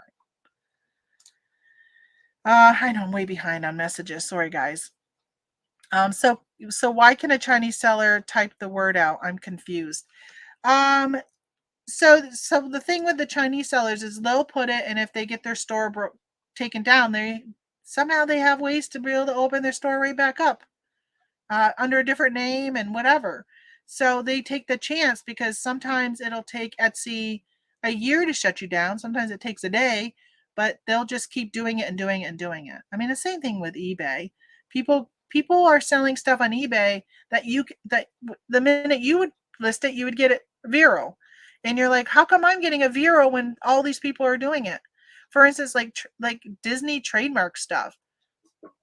There's so many people selling Disney trademark items on Etsy. It's ridiculous. And they're all making bank, and some of them have 10, 20, 30,000 sales. And you're like, how can they have all these sales when it's illegal for them to sell it? But a new person opens up a store and lists it, and they get to take it down. They lose their store. So I think it's just I know some people are better at being able to hide what they do and bounce back and just keep doing the illegal stuff. I've started delisting and relisting to see if there's any new. Yeah, I've been thinking about that with some of my eBay. I used to do that just to keep things going if I'm not physically listing new listings, to at least take some stuff down and relist it. I probably need to do that to get some new interest. Yeah, let us know next week if that's working for you. She does not really talk about the details of her business. She is rocking it. She makes about $300 a week from YouTube. Is that who I was just talking about? Are you the one who pointed me to her, Timothy? Yeah, she won't share her store name. I was watching a video from her this morning, and she goes, "This is that Heather Studio." She won't share her store name because so many people. She did it once, and she goes, within a couple weeks, there were so many people who copied exactly everything she had in her store. So I don't blame her. Sometimes when you get up there in that type of sales, making 250,000, I think she said last year, or had that many in sales, not all profit, of course. If not, I may have to look at donating those things. I get tired of seeing old inventory sit forever. Yeah, I took out some stuff when I did my inventory. Yeah. I think I'm going to start paying attention a little bit more and start pulling some stuff down. Good morning, John Jones. I have some books that I will donate if not sold by October 1st. Yeah. I think it's a great time. It's hard because there's times that, like, when fourth quarter comes, I'm always like, oh, these toys haven't sold. They would be great for me to donate. But then I'm like, oh, but maybe I should go through quarter 4 to see if they would sell, because that's when toys sell. I think this year I probably will pull some of those toys out and donate them. If they haven't sold over the last couple Q4s, they're probably not going to sell this Q4. And maybe some of them will, but it is nice to donate. It's a nice feeling when you can help people out. When I search on Etsy, I get everything but what I am looking for. Very frustrating. Oh, those ads. I've been finding that with eBay, since eBay has the new promoted listings. So many times now, the first few items that populate my search are not what I'm looking for. I'm kind of vindictive, and I click on them. I open them in another tab just to make them have to pay for using a keyword that's flooding my search results. So if I'm searching for, I think I was talking about this on a travel time. I have some albums from the Maine that I'm selling. And then, but when I put in the Maine, which is a band, when I put in the Maine to look at how much the comps are on it, I always will get all these other bands that are in the same genre, because this one seller uses all these other band names. Or they'll be selling Rocket to the Moon, and they'll put the Maine at the end of their title. So the Maine will pop up even though it's a Rocket to the Moon album. And all that annoys the heck out of me. But so when I'm searching for something and I can clearly see that they are manipulating the search with this new promoted ads thing on eBay, yeah, I click on it, and I'll do the same on Etsy. I click because it's pay per click. So they're going to pay for me to see that result if I click on it. So yeah, you're going to pay. You're going to pay for screwing with my search results. I am not nice like that. So, I mean, big deal. Most of them don't care, right? It's only a couple cents. Good morning, MD Picker. How you doing? I also relist not sell similar on eBay. It makes at least 20% more sell on my older stuff, even if I relist newer items. Oh, that's interesting. So you do relist, not sell similar. YIP. Yep. What's that mean? Maybe Maybe you were saying, yup. What's YIP? I don't know. All right, let's get packaging because I have some Spanx nylons I sold, which I want to put them. So I had them stored in this bag, but this bag was actually for some Disney Maui's Sum-Sums? Tums-Tums? How do you say that? TSUM. I always say Sum-Sum. Is that how it is? I need to put in a new one.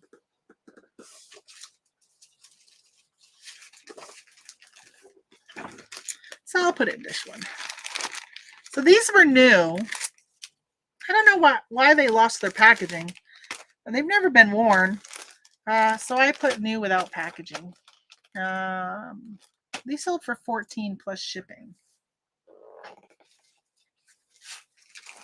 I just listed these last week. So last Monday I took some pictures and I've been getting stuff listed. I took a bunch of pictures and then throughout the week I've been listing. I was the one that referred Heather to you. Oh, okay. Thanks. That's where I found her then. I've been watching her videos. I think I've pretty much have probably watched all of them. Then going back, I was watching an older one this morning that I hadn't watched yet. She said she did a video on Pinterest, but she kept calling it Pinterest. And everything was Pinterest. Pinterest. Every time she said it, I was like, oh, stop saying Pinterest. You're not saying it right. It was making me cringe. And then when I got done the video, and I don't know how many times she said it. Oh my gosh, like tens of times, like 20 times. And I went and I was, listen, my internet is going out on me. So I was reading through the comments and the very first comment was, oh, pretty much the person was saying, you're saying it wrong. This is how you say it. So I commented about how I was cringing every time she would say it. And then somebody had left a comment a couple days later saying, I can't believe out of all the great information she gave you, you guys are focusing on how she said Pinterest. And I replied, I'm like, yes, that was very petty of me to do that because there really was some good content in it. Because I've been using Pinterest for a while and I don't know if it's really bringing me traffic or bringing me sales or anything.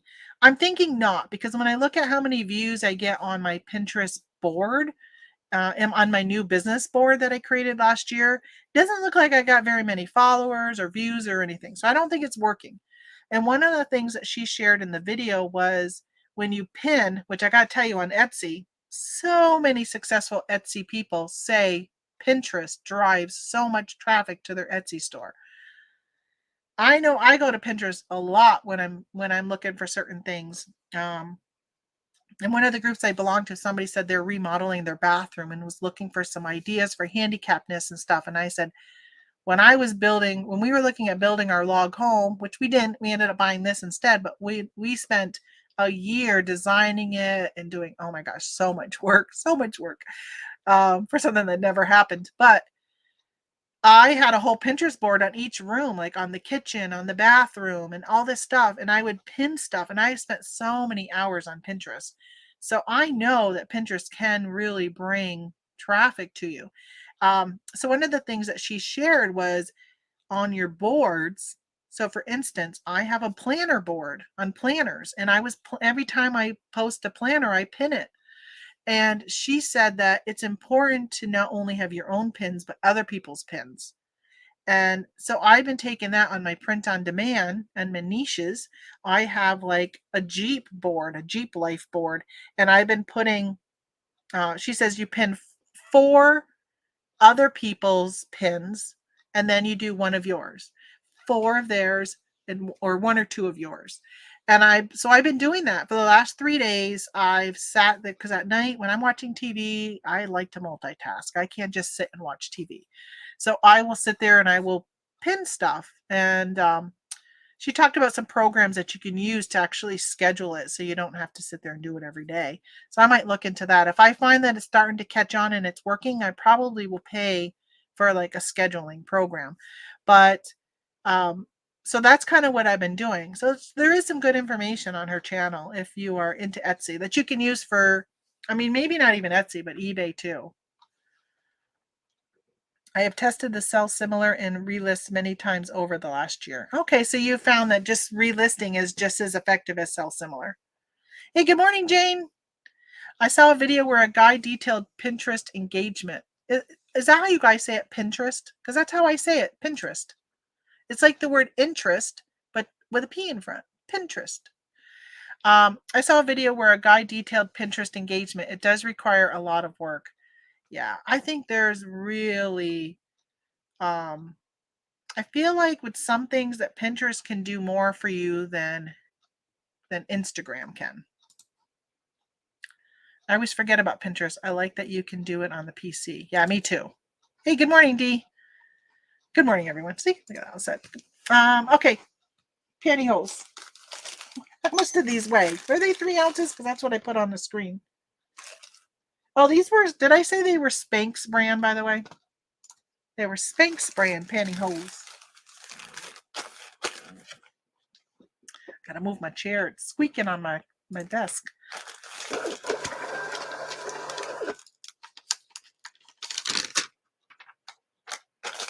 Oh.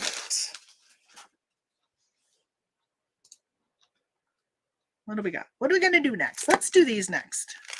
These are some Happy Planner envelopes. Some more envelopes. Different ones than the other ones. These I paid $2.24 for. Sold them for $11.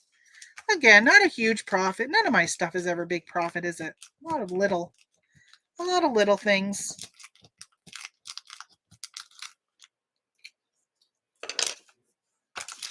But I enjoy selling them. I don't have any more bubble mailers. I don't know if that might have been too tall. Oops, look at that. There's a sticker on the back too. Almost shipped this one off with 2 stickers. That would not have been good. That would not have been good. So I hope, so when I get off this call, I got to call Kia to see if there's any Tellurides on hand anywhere in the area. Oh shoot, I should put something on this too. What do I got? Oh no, you're not long enough. Let me hang on to that in case I need that one. I need all my scraps here. I need a taller one. I could use this. This is from an old Priority Mail box. I guess they could consider it an illegal use of Priority Mail. But I like to reuse scraps, so that way it won't bend as easy.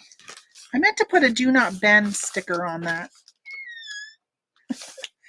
I just blew the air. I don't know if you guys hear that. It whistled. I blew the air out of my envelope. Yeah. I was going to put a do not bend sticker on it, just in case. 4 ounces. Did I tell you guys about my mom bought something on eBay as a guest and it came damaged? What a nightmare when you buy something on a guest. Somebody in one of the groups says that they found out that when a guest buys from you, if you have free returns, that a guest cannot use your free returns. I didn't realize that. But man, it has been such a challenge for her. She reached out. They had included a business card in. So she emailed them and they said, please communicate through eBay. Well, she couldn't figure out how to do it. And I tried to help her, but I'm like, I've never done anything as a guest. She couldn't figure it out. So she called eBay. She said, I spoke to a very nice lady from the Philippines, which I said, good luck getting somebody who speaks good English. And she said they spoke, good, clear enough English for her to understand her, but she did have to tell her to slow down because she was talking too fast. And the girl said, okay, I'm going to open a return for you. And so then the seller says, can you reply to that? So she hung up with the lady. The seller replied to her and said, can you send me photos of the damage? So she's like, I would love to, if I could figure out how to do it. because she can't get into eBay, like the website. She only has her phone. She doesn't have a computer. So she couldn't get into the app because when she logged in to the app, it doesn't show that sale when she logged in with her. So she ended up, I helped her go in with her email address that she was getting all this communication from and created an account with that. But it doesn't show her sales or her purchases. So she ended up going to calling eBay again to pretty much say, I can't figure out how to reply. I can't send them because all the emails from eBay say do not reply to this inbox. So she would get on the phone with eBay and they would disconnect her over and over and over again. She was nuts after waiting for so long. So she finally was just like, forget it. I've just wasted 3 hours and I still haven't even spoken to a person. She goes, I'm never ordering from eBay again. And I'm like, Mom, don't say that, right? We don't want people to not order from eBay again. So I've been trying to help her. And finally, I don't know what happened, but the seller finally ended up just refunding her. But I'm like, man, I hate the idea that somebody has such a bad experience on eBay and is just like, I don't even want to buy from there anymore, which stinks.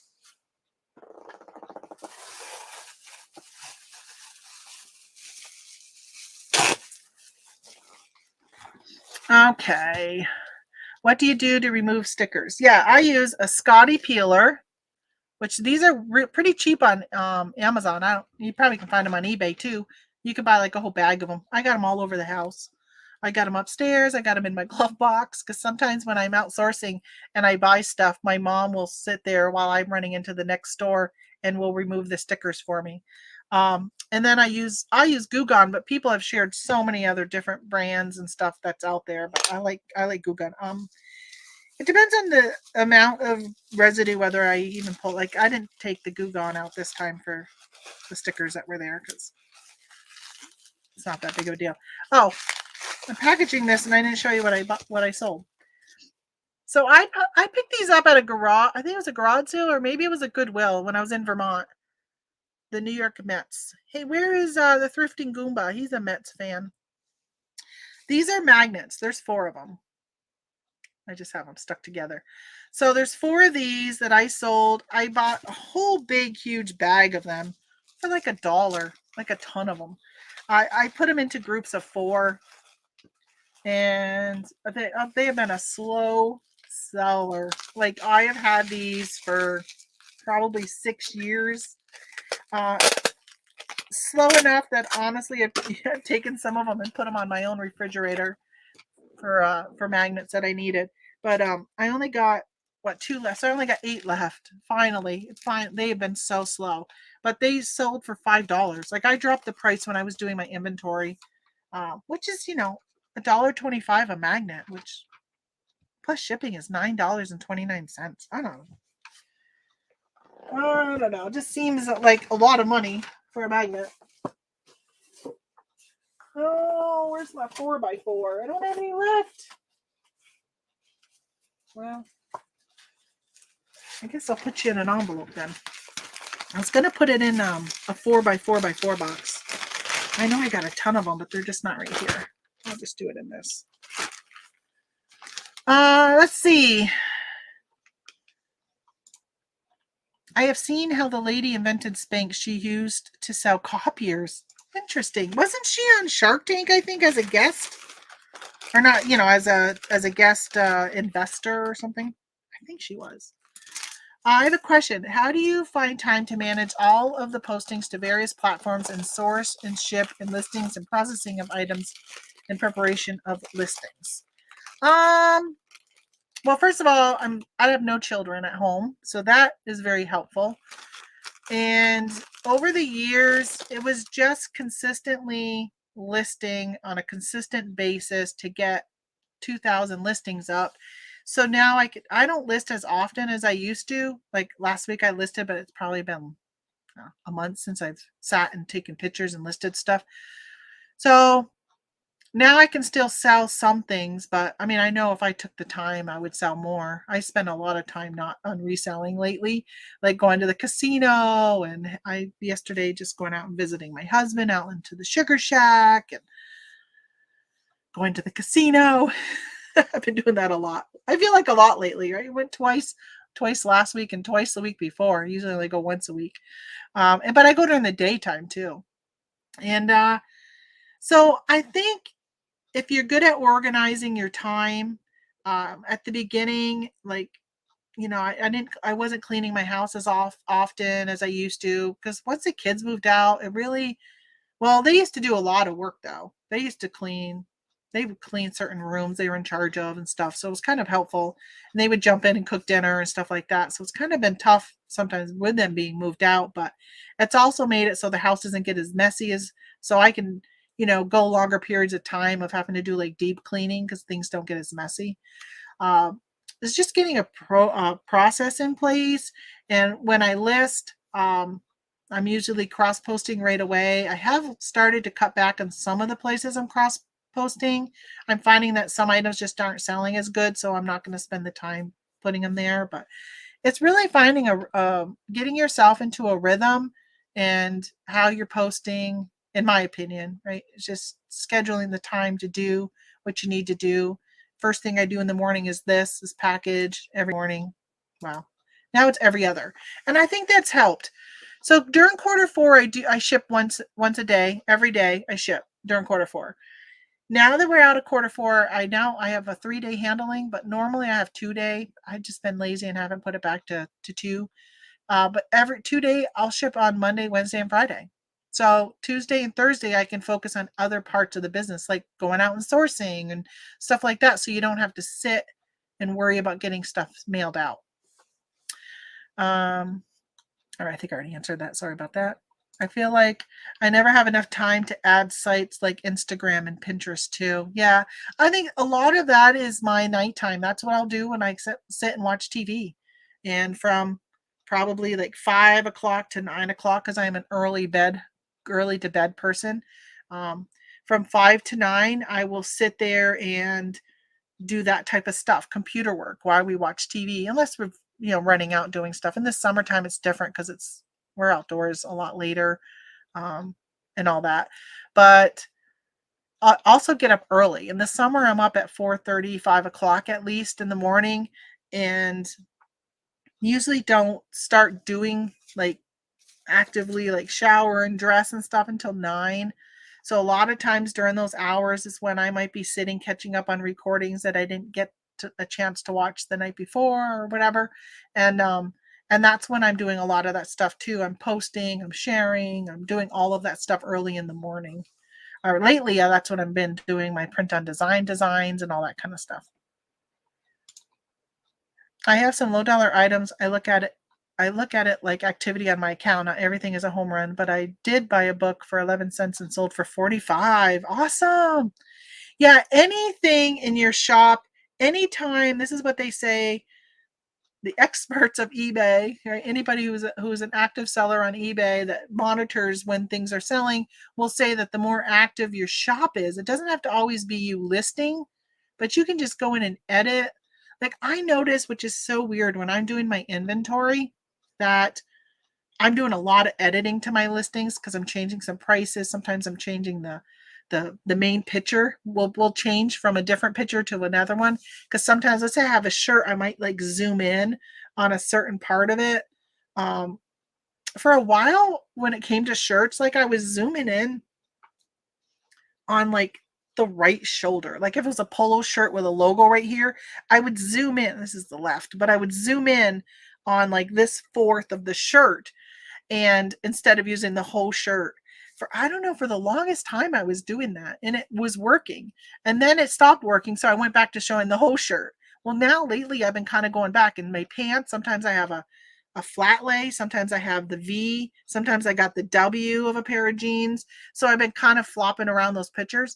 So the point is anytime I go in and do any type of editing of a listing, I find that I don't know. I don't know if again it's in the eBay algorithm, but next thing you know, this item sells. And I'm like, that's really weird. All I do is change out a picture, or maybe I would say, like this that's been listed forever. I'm going to package. I'll do this one next. I will. So this is a nursing smock butterfly, whatever. So maybe I would start off. A lot of times I'd start off with the brand. So this one was Willowbrook brand. I would say Willowbrook nursing. What is it? What is a nursing thing? What did I say on this one? Willowbrook woman's large butterfly printed nursing scrub top shirt super shoes. I don't know. What's that have to do? Super shoes. Must be a store that used to sell it. So I would take that and I would take like a woman's large. I would say like Willowbrook nursing scrub and then say all those other things. But at one point, this wasn't selling, so I switched it around and added the size and everything. It's just really weird how sometimes just changing things can make something sell. So I'll do a lot of that stuff at night. So I'll do low dollar because they say even just selling something that's an $11 item can all of a sudden give activity for you to sell a $45 book. I am way behind, ain't I? Like 10 minutes. I'm always behind. I've had guest accounts screw me over with returns. There has to be a way. Oh, there has to be. It's funny because when my mom called eBay, eBay told her to supply photos. And I'm like, that's really weird because we hear from sellers all the time that eBay does not make buyers provide photos when they say something arrived damaged. My mom had already taken photos to show. She'd bought this tin sign and it came all bent and it looked horrible. And my mom goes, they packaged it really well. It's definitely the post office's fault. And I said, no, it's not. It's not the post office's fault because they may have looked like they bubble wrapped and they packaged it really well, but they should have bubble wrapped and put it in a box and like they should have made it so there was no flexibility of that item. So for instance, the items I added the cardboard to, right? It'll probably make it there with no problem. I sell this type of stuff all the time. You guys know I sell calendars and I put do not bend stickers on the calendars. If a customer said to me, hey, here's a picture, my calendar came all bent, it was, damaged in shipping, I would refund in a heartbeat because I didn't take the time to make sure it was not bendable. So putting a do not bend sticker on it does not negate me as a seller from being responsible, making sure that gets there in one piece. And so that's what I told my mom because she was like, it's not the seller's fault. And I'm like, it kind of is though, Ma. It really is. That seller should have packaged it even better than you thought they packaged it well. They should have done it even better. I just mean there has to be a way to open a return as a guest because it happened twice in the last 2 months to me. Yeah, I don't know. It makes you think twice when you're shopping on a platform. And a lot of times it says check out as a guest. Maybe it's worth creating an account, but gosh, if they just didn't spam you all the time, that's the problem. A lot of times I don't create an account because I don't want to be spammed. I came across Scridget. It is like a Scotty peeler. I like having both. I've never heard of that. A Scridget. I'll have to look that up. I've always, I'm really happy with the Scotty peeler. There are times there's some products that's just so hard to get the sticker off. I think I've talked to you. There's certain cardboard that's made it really difficult. All right, so I'm still on those magnets. I get off into another direction, don't I? It's reading your chats, which I love to read. So, all right, 3 ounces. This is going to Arizona. Somebody in Arizona is a New York Mets fan.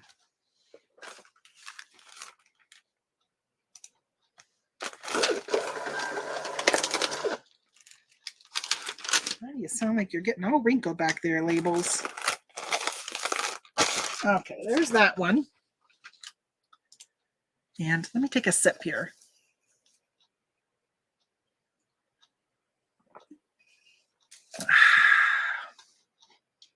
Gotta wet my whistle. All right, let's do this smock or scrub top. So I picked up a bunch of scrub tops. Was it last year or the year before? Doesn't say. So this is the only one I had left. I went to a church rummage sale and they had a whole rack of nursing stuff, and I picked up most of them. Anything that was a good quality, like you can just feel the difference in the quality. And this one was really good. So, and really cool design. So this is just butterflies, but this one is the last, finally sold for $12, and I paid $1 for it.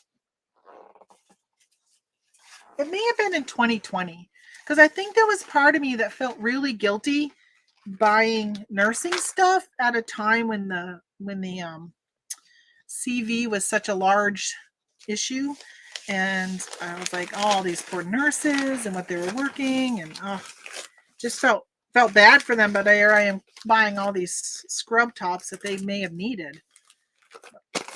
I don't know. But then I always say, every time I feel bad, I'm like, but it's also my business. I know that, like, whatever is your business too, but it's my business also. And it's how I make money. So eat. You're not guaranteed somebody's going to walk in that needs them at that time. And I wonder what they do with the leftovers. It was fill a bag. It was fill a bag, and then you made a donation. And I think I ended up donating $1 per item. I think is what I ended. Well, I had some like shoes and stuff. I did give more on those. There were some items that were really nice that I gave a little bit more for, but the clothing was pretty much $1. Okay, there's that.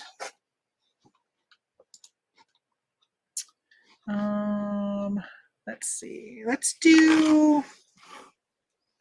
I got a variety of items here. So I got these water filters. They were on clearance at Walmart. Let me find them here. All right, so they were $7 a piece. So 14. I ended up lotting them into a lot of 2. So they are $14 for this listing, and I sold it for $48 plus shipping. So $62 all together. So see, I mean, that's a good one. 14 into 48.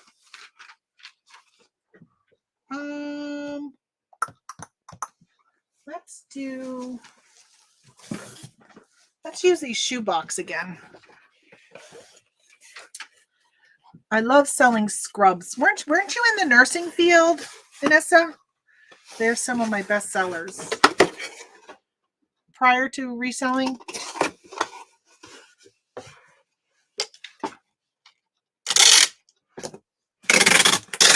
Why am I using this tape? I need to use my eBay tape.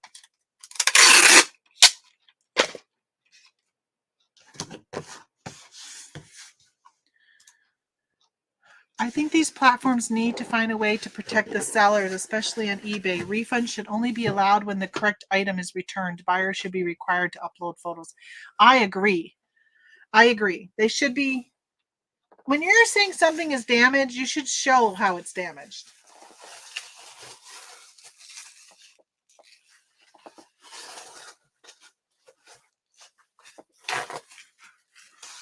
Just like that guy on Amazon. Wonder if he ever replied. Hold on, I'm gonna go check my Amazon account. Probably not. He's on the West Coast. He's in California, so he may not have replied yet. But yeah, to sit there and tell me something that it was used, I'm like, no. Where we go? Right here. I'm gonna find community. Yeah, there's no more communication. I'm like, that was not used. It was not a used item. You were going to send me back a used item. Dirty scoundrel.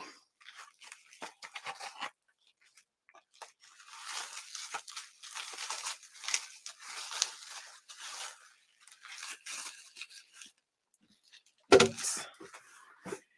put these in here. Let's see. They'll move around. I don't think that's a big issue. Do I want to cut the box down? Maybe. What do I do with those? Yeah. Then I won't have to cut the box. All right. Of the damage, and upon receipt of the return, the seller could then submit a refund. I think this policy would lower fraudulent returns. Yeah, but you know what? No, eBay does though is they're like, because you can say, oh, I didn't get it back. I didn't get the same thing back, or whatever. eBay is always like, well, how do we know that you're telling the truth as a seller and not the buyer? And I think what a lot of sellers complain about is, well, I've been a seller for 20 years, or I've been a seller for 5 years, and I've got great feedback, and I've never had an issue.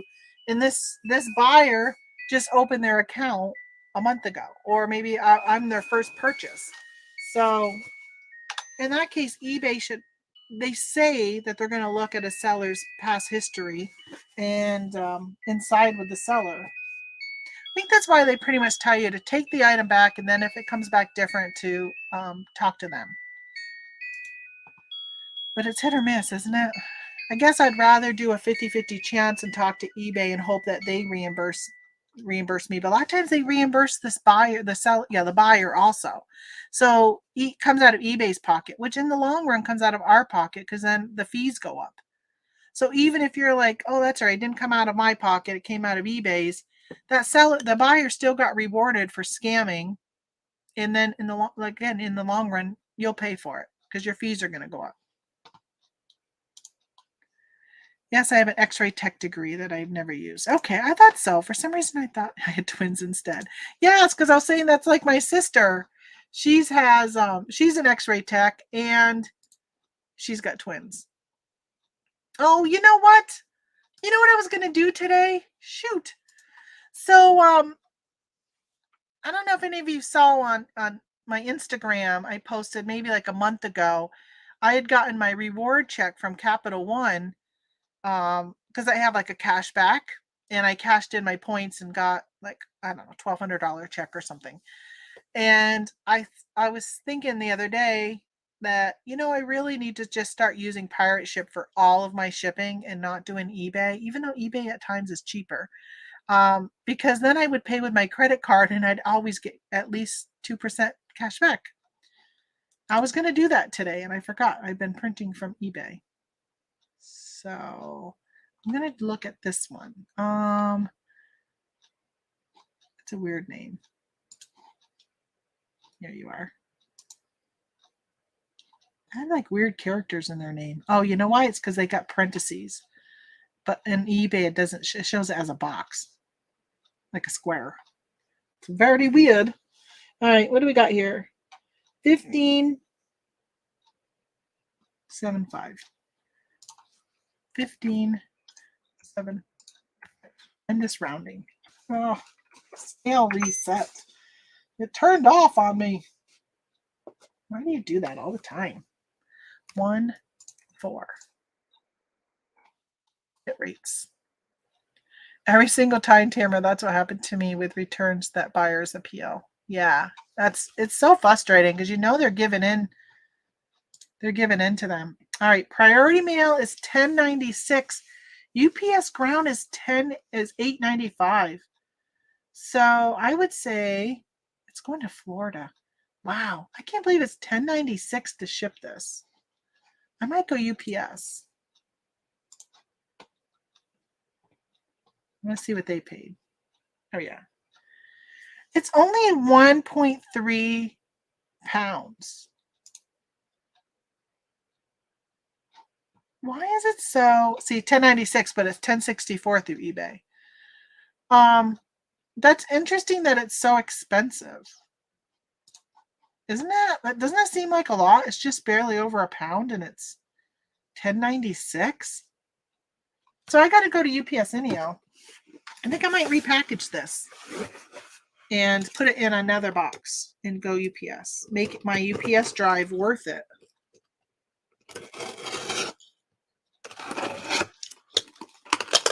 Check the time. I know I've been chatting more than I've been packaging.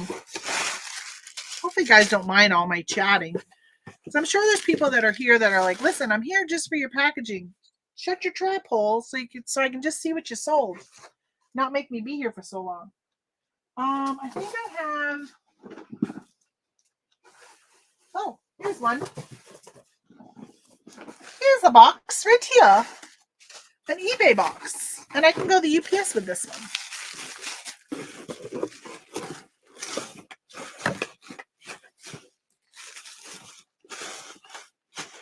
There we go. We'll see. Hopefully it didn't change the price much. Changing boxes. It shouldn't have. My tape sticks to everything. A receipt. Need that for taxes for next year.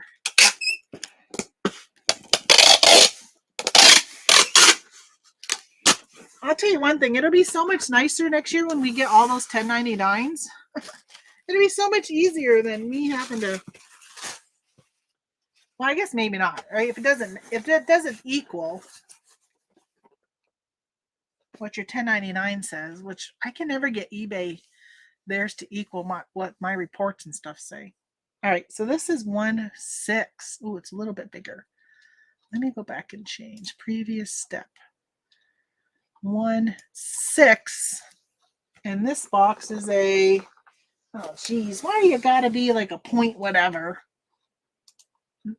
14.37,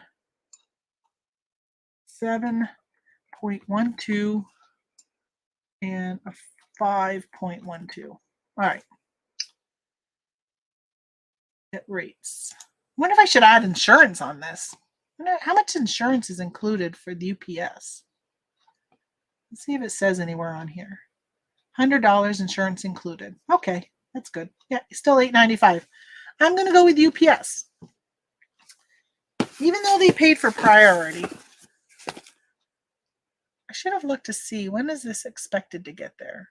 A lot of times it's not much different, if at all. Yeah, delivery by the 24th. So that's what, Thursday? Today's Monday? That's still pretty good.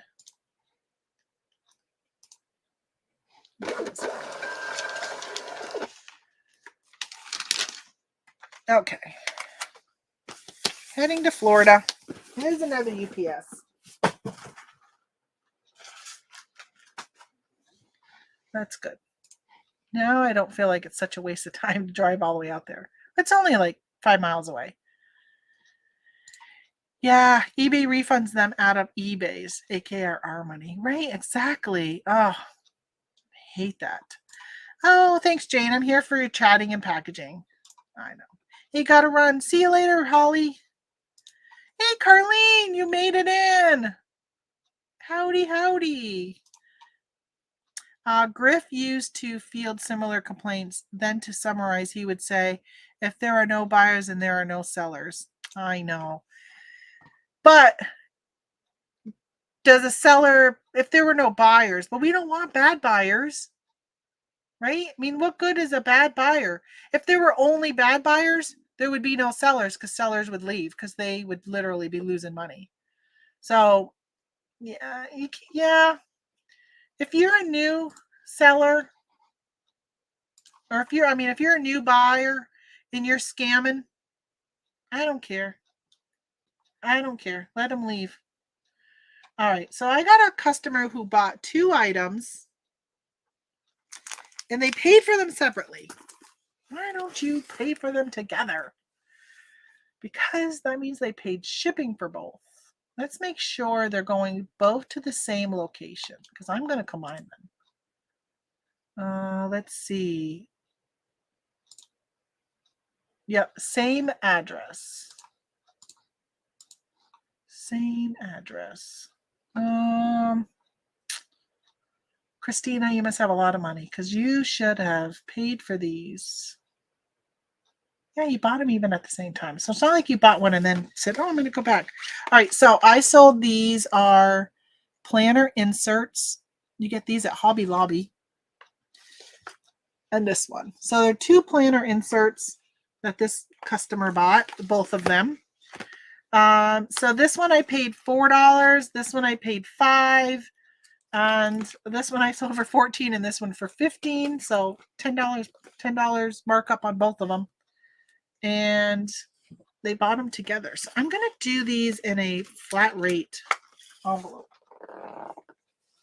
They're going to go in this. because they're definitely going to be over a pound.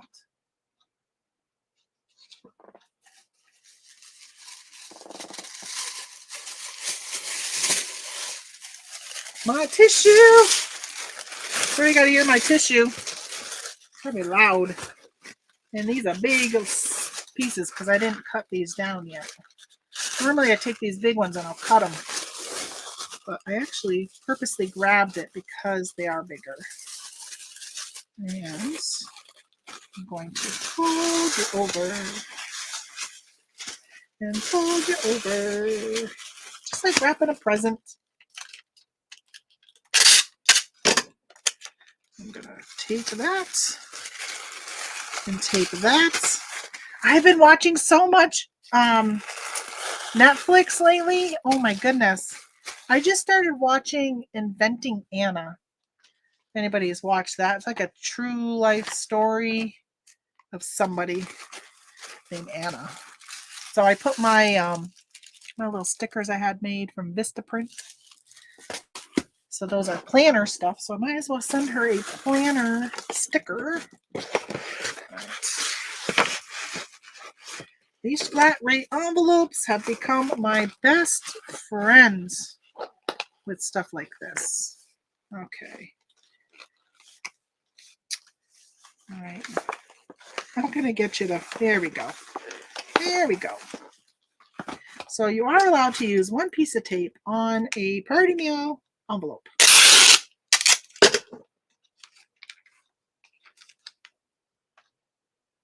So I'm going to tape this baby. Okay. Let's say purchase shipping label. And let's go to flat rate envelope.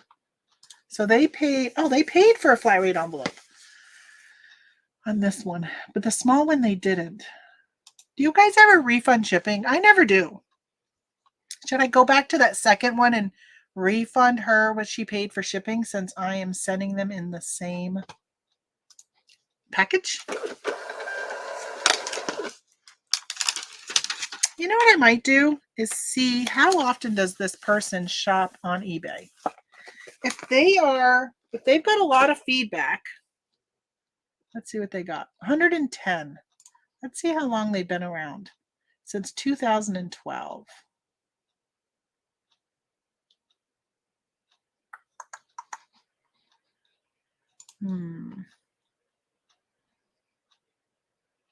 They leave feedback.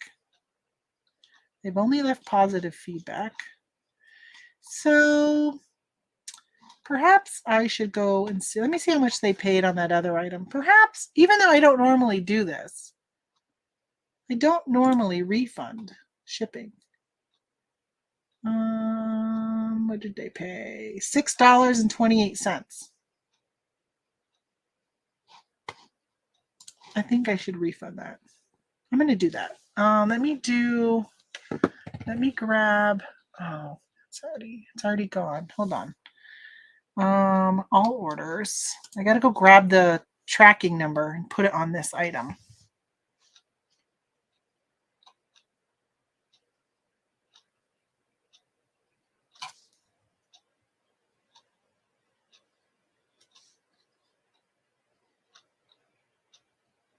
Sorry, I just had a text from my mother, so I had to read it, of course. Here we go. Copy it. So you used to be able, you couldn't use the same tracking number, but lately it's been letting me do that. So let me say, add a tracking, paste, carrier, save. Inventing Anna is so good. Oh, did you watch it, Jane? Right. Ship by Monday. Okay, I'm going to add this. Mark as shipped. And then, oh, so it disappears. So now I got to go. Sorry, folks. I got some little what do they call it? Housekeeping to do on this order. So I'm gonna refund her the shipping. You know, so a lot of times I don't normally do that, and customers have never asked. I'm wondering if I should.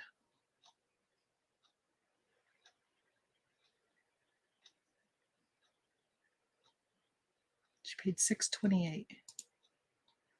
Let's see. Send a refund. Select a reason.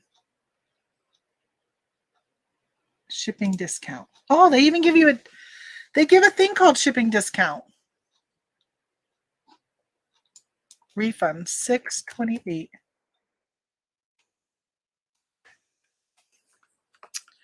I packaged both items within the same priority package.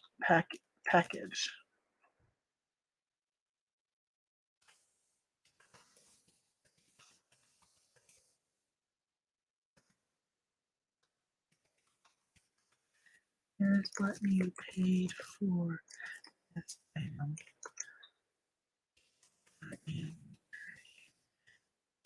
I am refunding it to you. Thanks.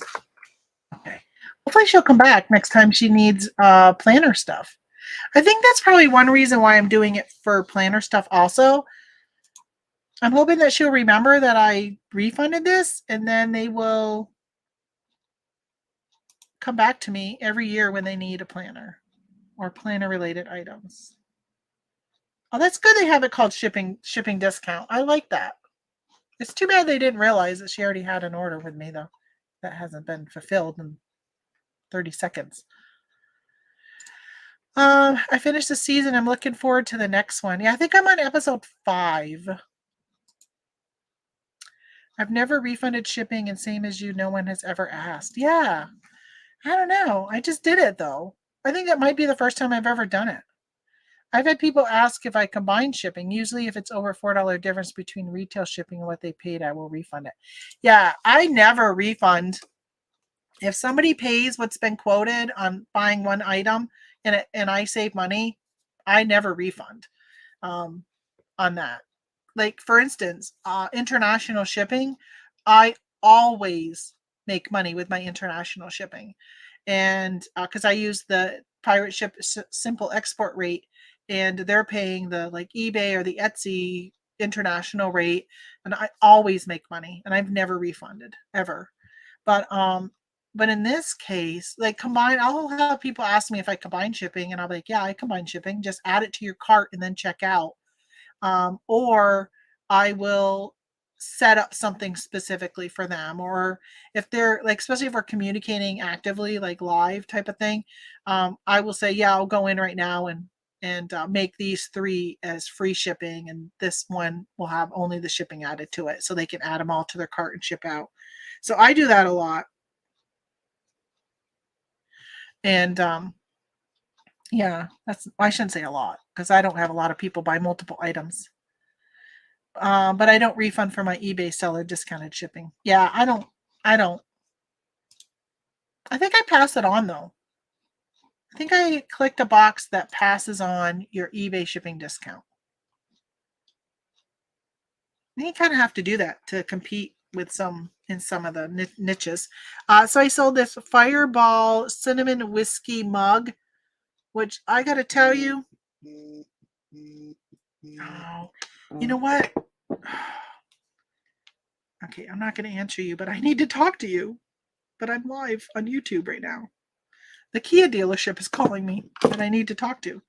I just debated on pausing you guys or pausing them, but I'll call them back.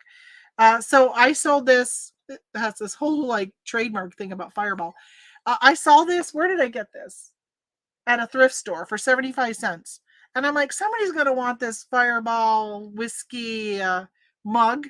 It's taken like over a year to sell, but I like this mug. I like Fireball. I like cinnamon. So I like Fireball. I've been eating those little Fireball candies because I found some old ones, and I was like, ooh, they're probably like 3 years old, but they still taste good. I've been sucking on them when I've been craving something sweet. I figure it's better than going and getting a dish of ice cream or something. All right, so let's package this baby. I sold it for $18, by the way. Paid 75 cents. They paid shipping. Let's grab one of these boxes. My favorite box for shipping mugs.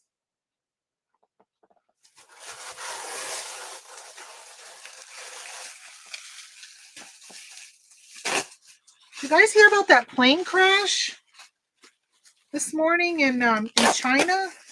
I'll tell you, bad news after bad news.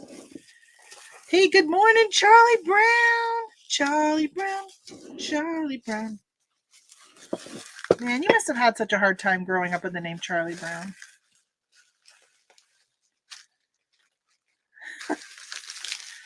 Okay, I'm going to say something that's so completely inappropriate, but the guy who sold my daughter her car, his last name is McManymen. So McManymen. And he is gay.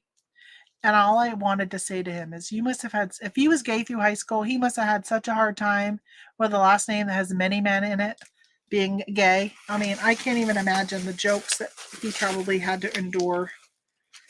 My guess is he probably didn't come out. A lot of them don't come out, especially back then, because he was older. They don't come out until after they got out of school, but I know. My childish self was picking on him, picking on his name.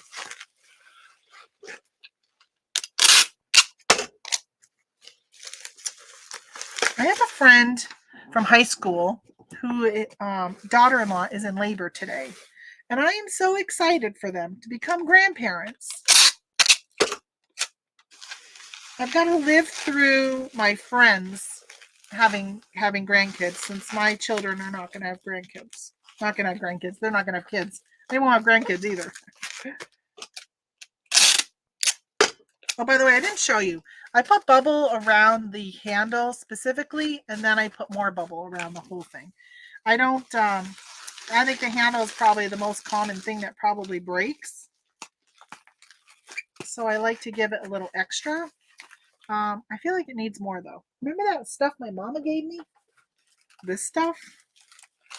I'm going to use some of this. I'm going to wrap it again. I should have used my eBay tape to tape this. It's easier to find eBay tape than clear packing tape when you're opening a package. Yep, that and my stunning good looks. Oh, I can imagine. All the girls. Heck, you probably had the boys after you too. They all wanted some of that Charlie Brown.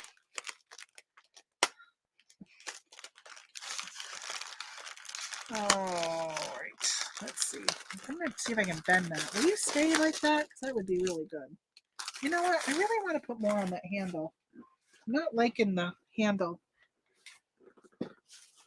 I may not fit in this box if I add too much more packaging. Let me just check. It's not going to fit. Where are you going? Please don't say, oh, I'm going all the way to Texas. Jeez Louise. Texas. All right. I'm going to change up my plan here on this bubble and how I'm wrapping it, because they're going to cost me a fortune if I go into a bigger box. So I'm going to put you, oh, you know why? Because the bubbles have deflated right there. That's why. Move. I just really want to put more on this handle. I'll show you guys what I'm doing here in a second, because I don't. Okay. There we go. Yeah, I took some of it away. Otherwise, it's not going to fit in here. And it's really just the, oh yeah, that's, oh my gosh. Look at it, like fits so good. I could put a little bit more right over here. Wish I could cut this, but I think it will make all of those deflate. Let me just see. I might like to put some of the other, that's going to be too big. I can't use that for that. But I got some of these. I'm just going to stick one over here in the corner. Yeah, oh yeah. Yeah, baby. That should have fit even better. Better. Oh, look at. I tell you, this tape.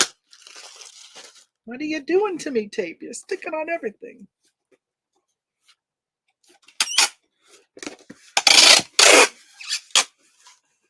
You don't know where to put you because every time I put you somewhere, something sticks to you.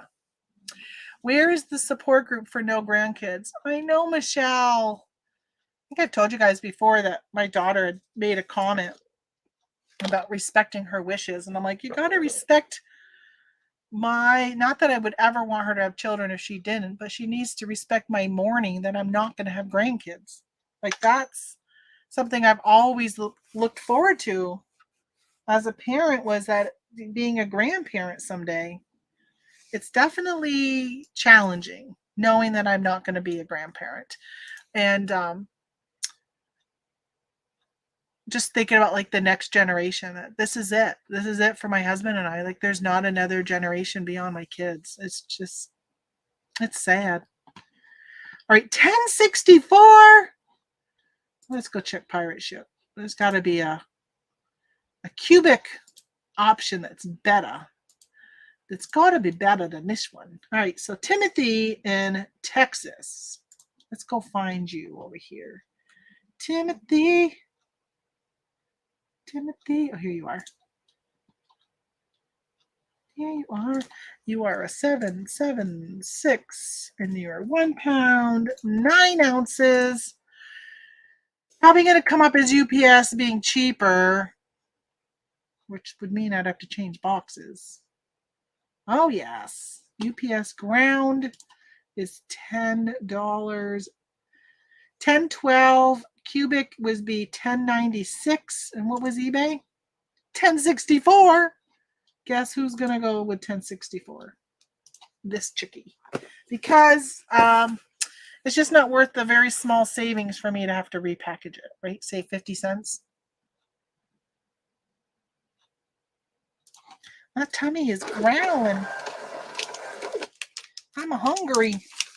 I meant to make some chia seed pudding last night and I forgot. I got to make it today so I have it for breakfast tomorrow. So I bought some fresh strawberries to have on it. Anissa, we used to chuckle as kids when my mom yelled for him. Okay. Oh, my friend's dad was named Richard and went by Dick, and he always wore a belt buckle with Dick on it. We used to laugh as kids. Oh, I can imagine, especially as kids. Absolutely.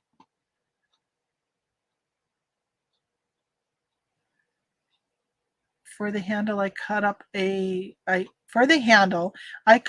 couple small pieces of pool noodle and then bubble wrap. That is a good idea. I probably should pick up some pool noodles this year at the Dollar Tree. I noticed they have them back in already. My daughter is early onset menopause. My son gay, so no GK in my future grandkids, except the 2 grown ones from my marriage. So, wow. I guess she's like, how old are you, Charlie? How old's your daughter to be early onset menopause? Wow. Your son, I have one of my really good friends is gay, and his husband, his husband. I felt like I wasn't saying that right. They adopted a child, and how old was Dylan? He's maybe like 3 or 4 when they adopted him, and he's in the Navy now. He just went into the Navy last year. So there's always a chance. I would be more than happy if my daughter decided, and my son, if they decided to adopt a child. I would embrace that child as my own grandkid. It would be no different than if it was blood. I would be more than happy with that. Because she's talked about how she doesn't want to give birth, and like she has the fear of giving birth. And I'm like, we could find a surrogate or adopt. And then, so I almost died when I had my son, and She remembers that a lot, which really is odd because she was only like 2.5. But it's something that comes up all the time in my well, I shouldn't say all the time, but it comes up often enough where she knew growing up that I almost died giving birth to him, like literally almost died. Enough where the doctors told my husband, to call family in because they didn't think I was going to make it. So she has this fear of dying giving birth, which is a reality. People do die when they give birth. But so I'm like, just adopt. I would be okay. But her boyfriend is more against having it for financial reasons. But I'm like, well, I'll financially take care of it. Just I want a grandchild. I mean, I have 5 kids. I earned a grandchild or 2, right? I know. I got 2. I only have 2 because I had no choice. It was taken out of my hands to have any more than 2, biologically. Said to my son, don't you want to look into your face and feel unconditional love? He said, I do want that. His wife isn't not physically able. My only holdout till she wants to have a baby. Oh. I fear that my daughter, and I think she's somewhat coming around to maybe wanting children, but I'm not sure her boyfriend would ever change his mind. I fear that someday she will really want to change her mind and it'll be too late. Well, it'll be too late age-wise, and it'll be too late because if she's if you're with somebody in a relationship, especially if you get married and they don't want children, and that you knew that when you went into the marriage, then you change your mind. It's kind of, too bad. Oh, Plattsburgh's calling me again. Listen, just leave me a message. And so I think I will get great grands, but I'm gonna be a lot of sharing. I want grandchildren. I just want to spoil somebody. 34. Oh, so your daughter's 34. Wow, you're old. Just kidding. My daughter will be 30 this year, so only 4 years older than me. Don't worry too much. You never know the future for sure. Maybe life happens and a grandchild will come into your life without planning. That's what I'm hoping. I know my son said he wanted children. He just he leads a very difficult lifestyle for him to have children. With his Asperger's, social phobia, never had a girlfriend. He's 28. I think it's just extremely, extremely difficult. It would take somebody, a miracle for him to find the right person who could put up with. I shouldn't say put up with. That's not really the right word. That would just mesh with his personality and his quirks and stuff like that. But yeah, oh my gosh, I would love it. I would love it for him, probably more than me. Just love it for him. Like, I'm so thankful my daughter really found somebody who treats her extremely well. I'm very, very happy. Hey, see you later, Cynthia. Oh, all right, Claudia. I wondered if maybe you were still around. People die in car accidents more than birth, I'd wager a bit. Oh, yeah. Yeah. I would say so. Absolutely. There are lots out there looking for parents to have them. Adoption is good. I would love it. I would love it. And I mean, I can't even imagine. I would too, sadly. My son isn't the TV high functioning gay with money, etc. He's an online video game chat room emotionally random gay. Love him no less, but have to be honest with myself. Yeah. What state do you live in, Charlie? I wonder if your son, how old's your son? I wonder if he's ever talked to my son, who hangs out in a lot of online video game chat rooms. He's huge into anime.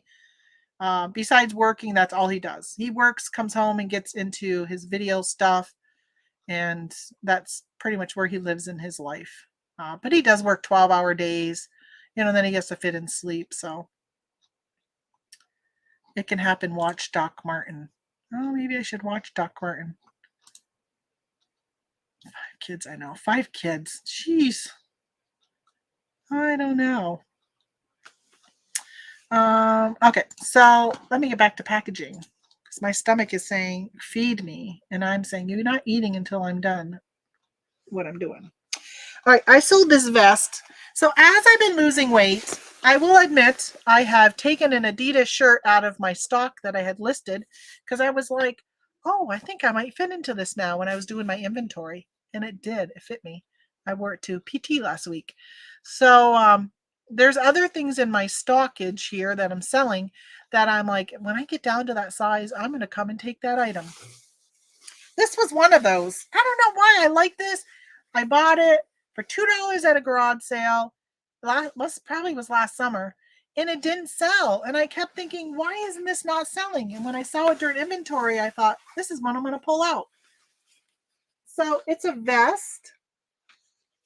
It's I put it as a fishing vest, I think. Oh no, I said fishing hiking utility. So it's a NMNP Colorado outdoor vest. And it's an extra large. But no, this looks like a big extra large. Probably still a little snug on me. I think it'd probably still be a little snug, but I don't think it would be long before I would have fit into this. But I sold it for $20. So I guess I'll have to go buy a, it's got like really cool pockets. Like this is the stuff I like when we're out and about, when we're in the Jeep.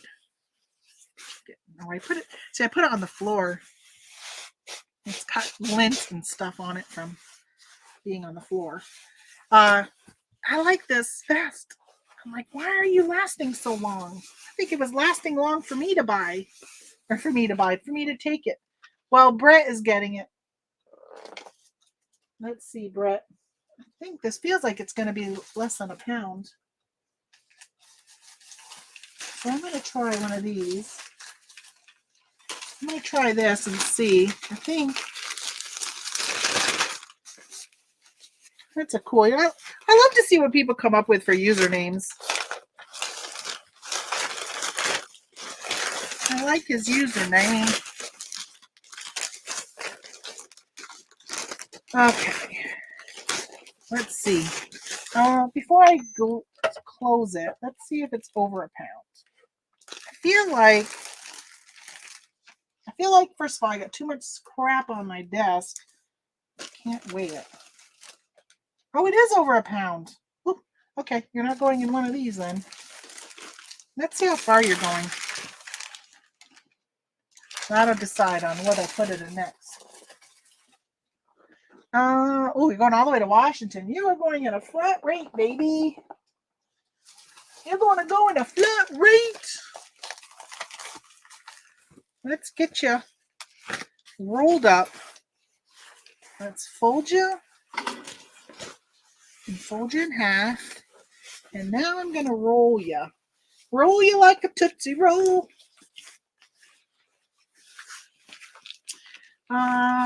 There's love for everyone. Your son will find love too. If he wants someone in his life, he will find it. Yeah, I'm not sure he wants somebody in his life. I don't know. I can't really say. He doesn't talk to me. Look, like this. He doesn't really talk to me about stuff like that. I just know that like he went to college, 4 years in college, never made one friend all 4 years. So, I mean, he lived at home and commuted, but never got involved in anything, never became friends with anybody in his classes. Yeah, I'm sure he had a lot of the same kids. Says he works with a lot of older people, so he's not really around that type of stuff. So I'm in Ohio. He's in Missouri. Yeah. So that's tough. Oh, see, I put 15 ounces, so they only paid first class. Whoopsie daisy. You're going to go priority flat rate. So they paid $6.28, I think. Let me see what they paid. $6.28. And I'm going to go with a flat rate padded at $8.20. Well, there goes a little bit of my profit in the shipping. So I messed up with how much it weighed. I thought for sure that was under a pound.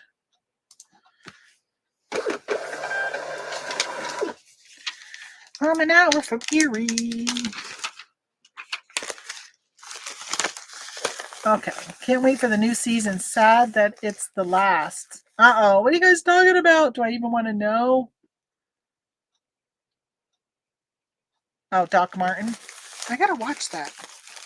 What is it on, like, Doc Martin? Is it on Hulu? Is it on like normal TV? Is it on Netflix? What's it on?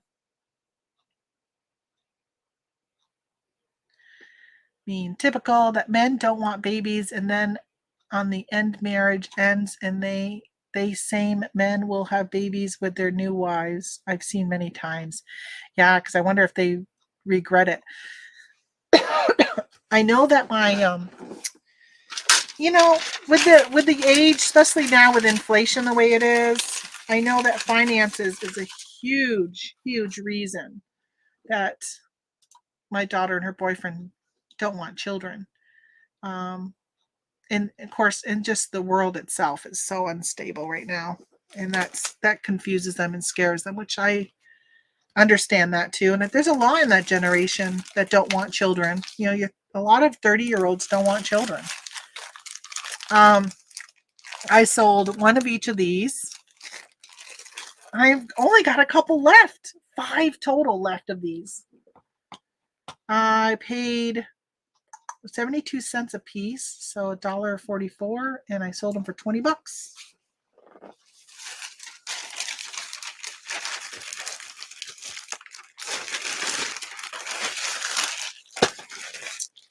Yeah, I wonder if you're young. That's unfortunately what's wrong with a woman and in the way our bodies are, is that it's only safe for us to have children up until a certain age, and then the risks of something going wrong greatly increase, not just to ourselves but to our child also, like Down syndrome and stuff like that as you get older. So I would say that when you get to a certain age, biologically having children kind of gets stopped. It's really hard to have children. As you get older and more financially secure, and you're like, okay, maybe I would like to have children. It's tough. Not to mention, I can't even imagine raising a child right now. Ugh. Yeah, I wouldn't want to. I would if I had to, but I wouldn't want to. I never want to be a grandparent raising a grandchild. I just want to take them in and spoil them. My husband has offered to raise our grandchildren. If he says, if you just want to have a child,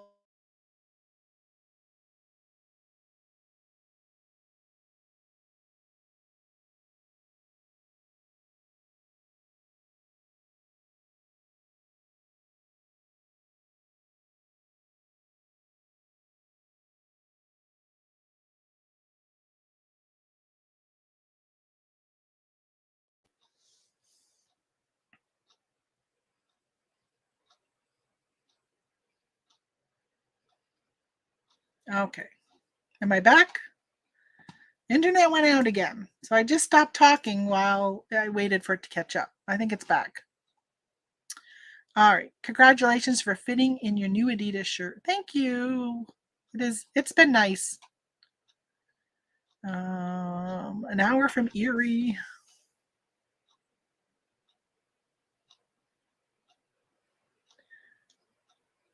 I hit a yard sale on Sunday. Was so happy. Oh my gosh, I cannot wait for yard sales. It was in the 60s last week, and I think that was on, what day was that? I can't remember. But it's not going to be this whole week. I don't think we have any really warm weather. Well, it's been warm enough where the sap isn't flowing in the trees.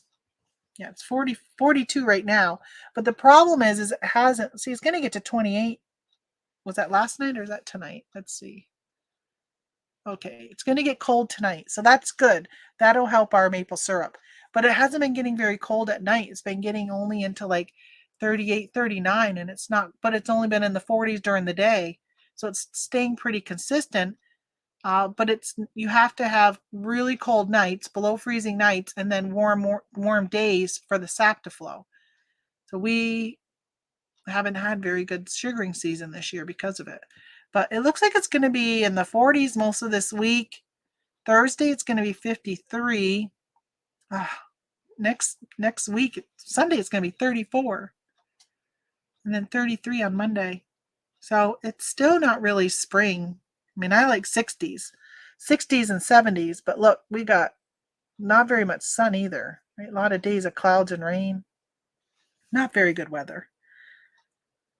But that's all right. I'm going to see. I got a call from Plattsburgh. I'm going to see what they said. This is Donald from Della. I see that you're interested in the Telluride. Give me a call.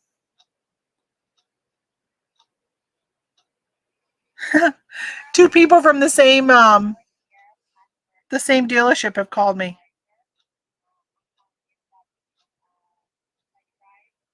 We do have some good news on the pre-owned Telluride. I don't want a pre-owned.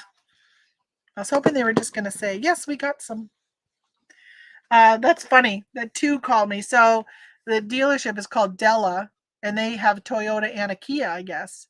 So the guy from Toyota said, oh, I see you're interested in a Telluride also. And then, of course, the Kia person called me. Now I got to call them both back. Dragon. I sold a Dragon. It's a Webkins by the brand Gantz. I don't even know if that's how you say it. So he sold for $11. I think I probably paid a quarter for him. I don't usually spend much on those. But when I see them at a garage sale, I will pick things like this, like, because even if you're not a Webkins fan, if your child loves dragons, this is something you would be grabbing. So that's why I picked that up. I'm going to tissue him. So I'm just going to poly bag him.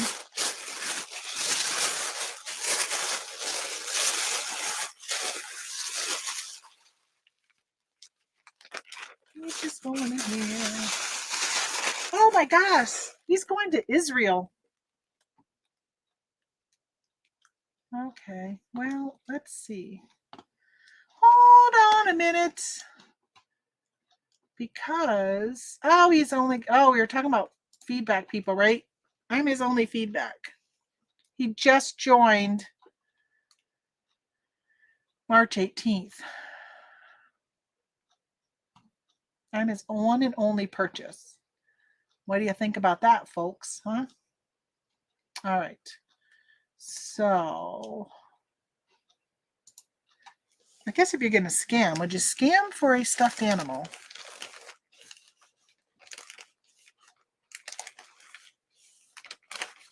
All right, so that show is on Netflix. Pluto TV has Doc Martin.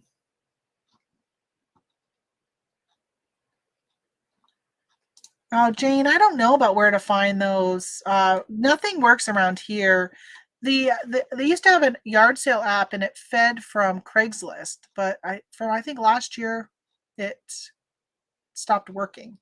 Nobody here uses Craigslist, so it wouldn't work here. And then around here it's Facebook. Everybody puts it on Facebook, but you gotta like hang out in all the Facebook groups to see. It's just crazy. And if you go to like Marketplace and search for garage sales, it comes up with like all these people list garage sales and say they're going to ship it for $1. So then it will come up in your news feed about a garage sale in Arizona. You're like, what's this? All right, so let's figure out what we're going to do about this. I am going to ship it, even though it is going internationally. It's going to Israel and is a first-time buyer. It's 5 ounces. Let's see how much shipping will be.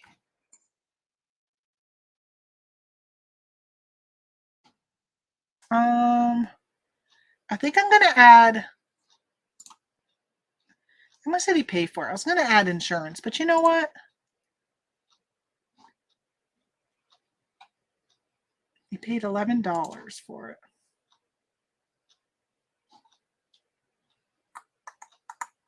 even if I add insurance of $11, if it gets lost or something, if I can get that $11 back, at least I would be able to cover a big portion of the shipping.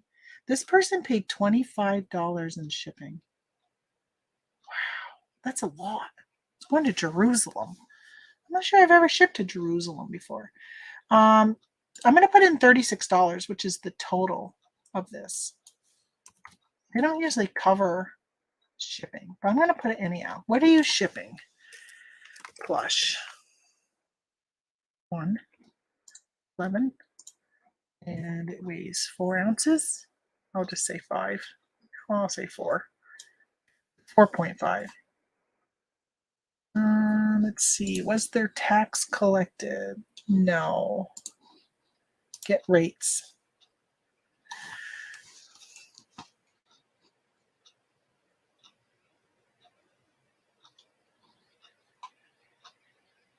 If your local towns have yard sale permits, a lot of them will list the sales on their town webpage. Oh, there you go. We have a local newspaper that has well, there's 2 of them, and one of them you pay to put an ad in, and the other one it's free. So I'll go to the one that's free, and they'll have a lot of stuff. All right, so $12.34 to ship it. They paid $25, so it costs $1.35 to add insurance. $10.99 for it would cost $10.99 to ship it. So there you go. John's right on it, $10.99. So do you guys think that I should pay the $10.99 or $12.34, which is $1.35 to add insurance on? Or should I just like self-insure it? Honestly, in the long run, I probably am all right with just doing that. I don't think I'm going to pay for insurance. So I've only been adding insurance on some of my items lately only because of that fiasco that never made it to the Philippines last year, and I lost because the item hadn't been delivered. Remember, it took like a year and it came back to me. And eBay, I lost it. Plus I lost $20 because there was a chargeback, and eBay said, well, because I couldn't show that it was delivered. Well, had I purchased insurance, I could have done a charge with the insurance, gotten it. But that was a $100 item. This is $11, and I only paid 75 cents for it. So if for some reason something happens, I'd be out $11.74. I'm going to get it without insurance. $10.99. I'm buying my label. So we'll see. Hopefully I don't feel like if I would be scammed, eBay's going to have my back as long as it shows delivered. The problem is if it doesn't get delivered. That's where the issue is.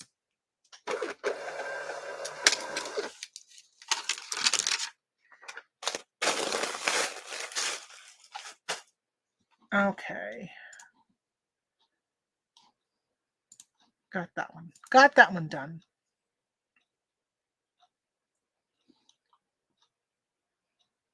I would not insurance. I would just roll the dice on that one. Yeah, that's what I decided. I think that's the best choice. All right, so I still have this Etsy right here too. I haven't done yet. And I got one more eBay. I sold. So I've got 3 puzzles. Where did I get these? Walmart. They were $8 a piece, but I got 3 of them. They're all the same brand, 300, Easy Grip, Memory Lane. I ended up lotting them together because individually they didn't sell for very much. And in the long run, I figured if somebody loves puzzles, they could get a good deal getting 3 of them. So I didn't make a lot on these. I bought these, I think, when the puzzle craze was crazy in 2020. That died down really fast, and I still had them. So I paid $24. I only sold this lot for $46 plus shipping. So not a lot of money, right?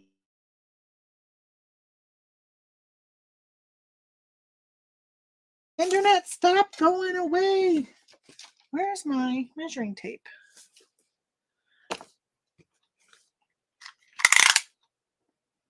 8. Ooh, would you fit in the 8? I don't know. Might be too tight. I could do an 888. Let's see if I have an 888 here. Do I have an 888? Here. I don't know if these are going to fit. Let's test it.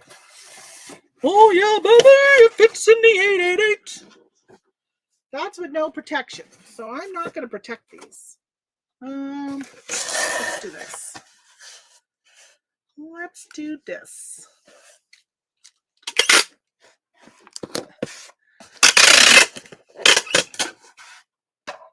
Because then I'm just going to do this. Since I'd already put them in to see if they would fit, and they do. They actually fit very well in here. There's only like this much room left in it.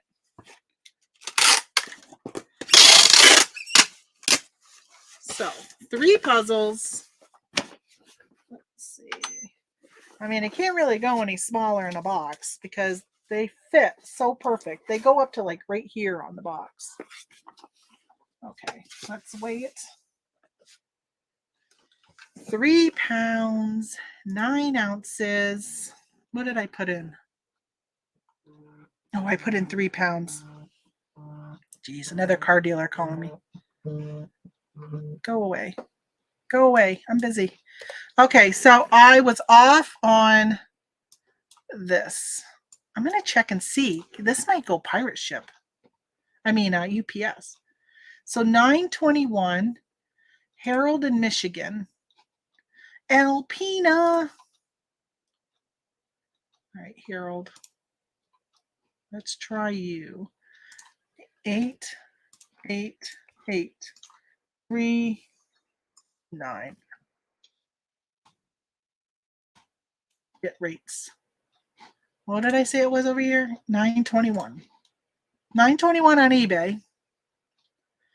901 going cubic. Let's see how much they paid. They paid $8.98. That's not bad at all. So cubic is cheaper than UPS ground. Isn't that weird? How come sometimes at UPS is such a better rate? UPS is $9.37. All right, so I'm going to go cubic at 901. And print. Okay. I'm actually kind of happy to go priority because there's been so many people complaining about getting charges from FedEx and UPS after the fact. And I put this as an 888 box, but it could be like 8 point whatever. Like, I don't know. Let me see. Let's see if it's really 8. Because some of them, they say they've been off. See, it's like 8 1/4. 8 1/4. Yeah, it's really 8 1/4. Not 888. Okay. Well, we'll take our chances with the post office because I'm not as worried about them. I only make about $5 profit on each one I sell. Those are a good brand. You talking about those puzzles? All right, I do have an Etsy. I got this Happy Planner. It was normally $9.99. I got it on clearance for $2.49. Good old clearance items. Using my Scotty peeler. Oh, Cynthia's not here, isn't it? Was her that was asking? Okay. I sold this for $21.33 all in with their shipping. Not too shabby. Not too shabby. Right, I'm going to wrap it in this because I'm going to add my sticker to it.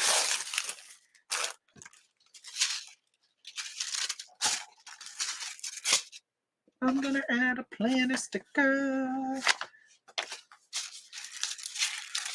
fold you over. Let's fold you over. Am I at 2 hours yet? I mean, 3 hours. I'm almost at 3 hours. It's pretty much what I average on Mondays, don't I? 3 hours shows. 3-hour tour. It's like going to Gilligan's Island with me.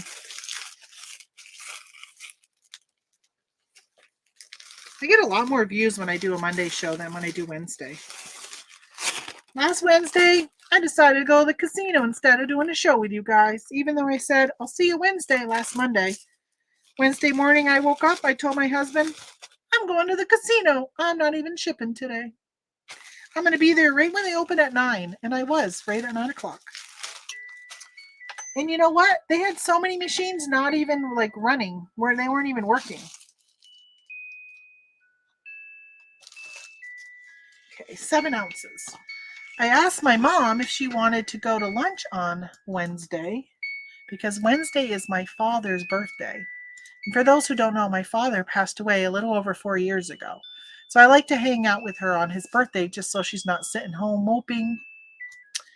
And she said, I got plans already with my sister.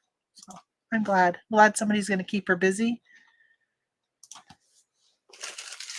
But we're going to have hamburgers, hot hamburgers, and French fries on Wednesday night in honor of my dad. It was one of his favorite meals. That and spaghetti, but we had spaghetti the other night, so I'm like, we're not having spaghetti. So I picked up hamburger to make hot hamburger sandwiches on Wednesday. That's how I'll be honoring my dad, eating hot hamburger sandwiches. One of the ways. Hopefully I honor him every day by trying to be a good person, because that's just what he would have wanted and been proud of. All right, I think that might be it, folks. Let me check. I think that's it. I think I packaged it all up. Throw away my stuff here. My garbage is so full. I got to empty that today. But after this, I am going to, so I also was thinking, so on this video that I was watching today from Heather that I shared earlier, for those that didn't hear, Heather, what was the name of her channel? Let me look again. Let me check. Heather Design? Heather Studio. It came up when I opened up my YouTube. Heather Studio is her channel name. And she was talking about when she runs sales, she noticed that she did really well when she would run a 15% off sale. When she did 10% off, she just didn't get very many sales as when she did 15% off. And then she went on to talk about how she has done 20 and 25%, but she found like going 20% or 25%, her sales didn't increase compared to, like, they were the same as when she did 15%. So she's like, why give, honestly, why give money away? Why give an extra 10% away if it's not going to increase your sales? So she says 15% is the sweet spot for hers. And so I was thinking that I'm probably going to go in, because a lot of times I run 10% sales and on eBay, and they bring in some sales, but it's always hard to know would the person have bought if you didn't have a sale. So I think I'm going to run a sale. And she also says that on Etsy that it does really well when you run 24 to 48 hours, because Etsy will start to count down at the 24 hours, and it just makes somebody not just favorite you, but to actually say, okay, I better buy because the sale's going to run out. I don't have time to shop around. I'm just going to get this one. And I think that's true. I noticed that on eBay. A lot of times I will do 24-hour sales and then renew the sale again and the sale again. I just think that when you see that countdown, it kind of is an urgency to get you to purchase something. And it's just shoppers' behavior and the things that they like to do. So I want to run a sale on eBay. I haven't run a sale in a while on eBay, and I used to run one every single weekend. I think it helped increase my sales. Whether it did or not, I don't know. But I feel like it helped. And I think what I might do is there's coupons and there's stuff that you can run where if somebody buys something, like if they bought 2 items, they can save. I'm thinking about doing that with some of my planners. I still got some 2022 planners left. I got like well, at least one whole tote, and it's a big tote full of them. I want to clear them out. It's just, the school planners are going to come out soon. Even though I'm still selling them here and there, they're just, sales have pretty much have died down on it. But if I did some type of promotion where if they bought a planner, and maybe they would, if they bundled, if you buy more than one item, you can get a discount, it would clear out other stuff. So they could buy a planner and then get stickers or something like that, which would help clear out more than one item. The non-dated stuff, I don't really care as much about clearing that stuff out because that will sell all year round. People are buying that stuff all the time. But things that are dated, as it starts to get old, you really just need to, if I can break even, I'm okay with breaking even at the point where it starts to become something that just slows down so much. And that's kind of what I got to do with some of this stuff, is start to get to my break even point just to clear it out so I don't have to worry about it. Because, man, I'll tell you, I threw away some planners the other day that were from 2020, and I was just like, it kills me to throw away stuff. But I'd marked them down to even where I was not even below the break even, just to recoup some money, and they just weren't. I mean, it's hard to sell planners that are really old. I do have some Disney planners from Happy Planner that were last year that people on Poshmark have just lowballed me ridiculous. And I've said, listen, I'll use them myself before I will give them away. Because, I mean, why not? I'll just take them and redate them. And I think it's every, 6 years. Like you can use a, I'll have to find the chart. There's a chart somewhere that shows that you can reuse a planner because like the dates will line up. Like whatever, what's today? The 21st. So the 21st of March on a Monday will happen again in like 6 years or 7 years or 8 years or something like that. Whatever it happens to do with the leap year.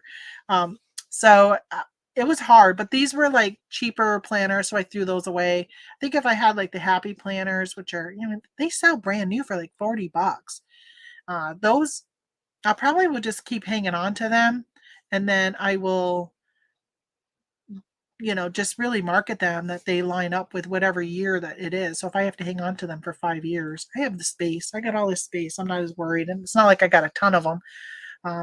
But I'd rather just break even and get rid of them now. And I really need to start doing that with everything that has an expiration date, with eBay and the way they are cracking down on selling stuff that's past its expiration date. Even though it's against policy, we all know that if you have a favorite shampoo, which is ridiculous in regard that some things even have an expiration date, but if you have a favorite shampoo and they discontinue it, the thought that a year from now you wouldn't be able to find it anymore in a store, but if you could go on eBay and find it, I'd still be willing. I don't have a shampoo that I love that much, but some people would be willing to buy it even after it's expired. And I think we've talked about that before with discontinued stuff, that there is a market for it, and it's really kind of disappointing that you can't sell it on eBay within policy and be able to do that. So I don't know. So those types of things, I'm going to start like really starting to pay attention a little bit more. I think I started last year when they were cracking down, putting the expiration date in my title and putting like literally 2021, 2022, whatever it is. So I can do a search on 2022, and then I can actually look and see and add it to my stuff for sale and do like 50% off and run sales based upon expirations, like the calendars, like a 2022 calendar, being able to just to run a sale to get rid of all that kind of stuff and get it out of my stock so I don't have to worry about it as it gets close to expiration. All right, that's it, folks. Hey, what do you guys think of the new thumbnails I've been using the last few weeks? I've been using my Bitmojis. They're kind of fun. So today when I was trying to figure out what to make for a thing, I was hoping there would be one that was kind of related to spring. And when I did a search for the word spring on Bitmoji, the tree with the animals came up, and I said, oh, I'm going to use that one. But I don't know. It's kind of fun. I know that people will click more when there's your photo, but I don't have a lot of photos of me to kind of cut out and insert into photos, and nor do I want to sit here and be like, selfie, I'm going to use this in my video. So I thought it'd be fun to use these Bitmojis for a while. We'll do this until they run out. We'll see if they give me the numbers that I'm hoping it will bring back in viewership and all that kind of stuff. But so I'd love some feedback on that. Feel free to leave a comment down below of what you think about that on the video, because I'm going to be ending this and I probably won't see your comment in the chat. All right, see you guys later. Bye. Thanks for coming in today. Appreciate it.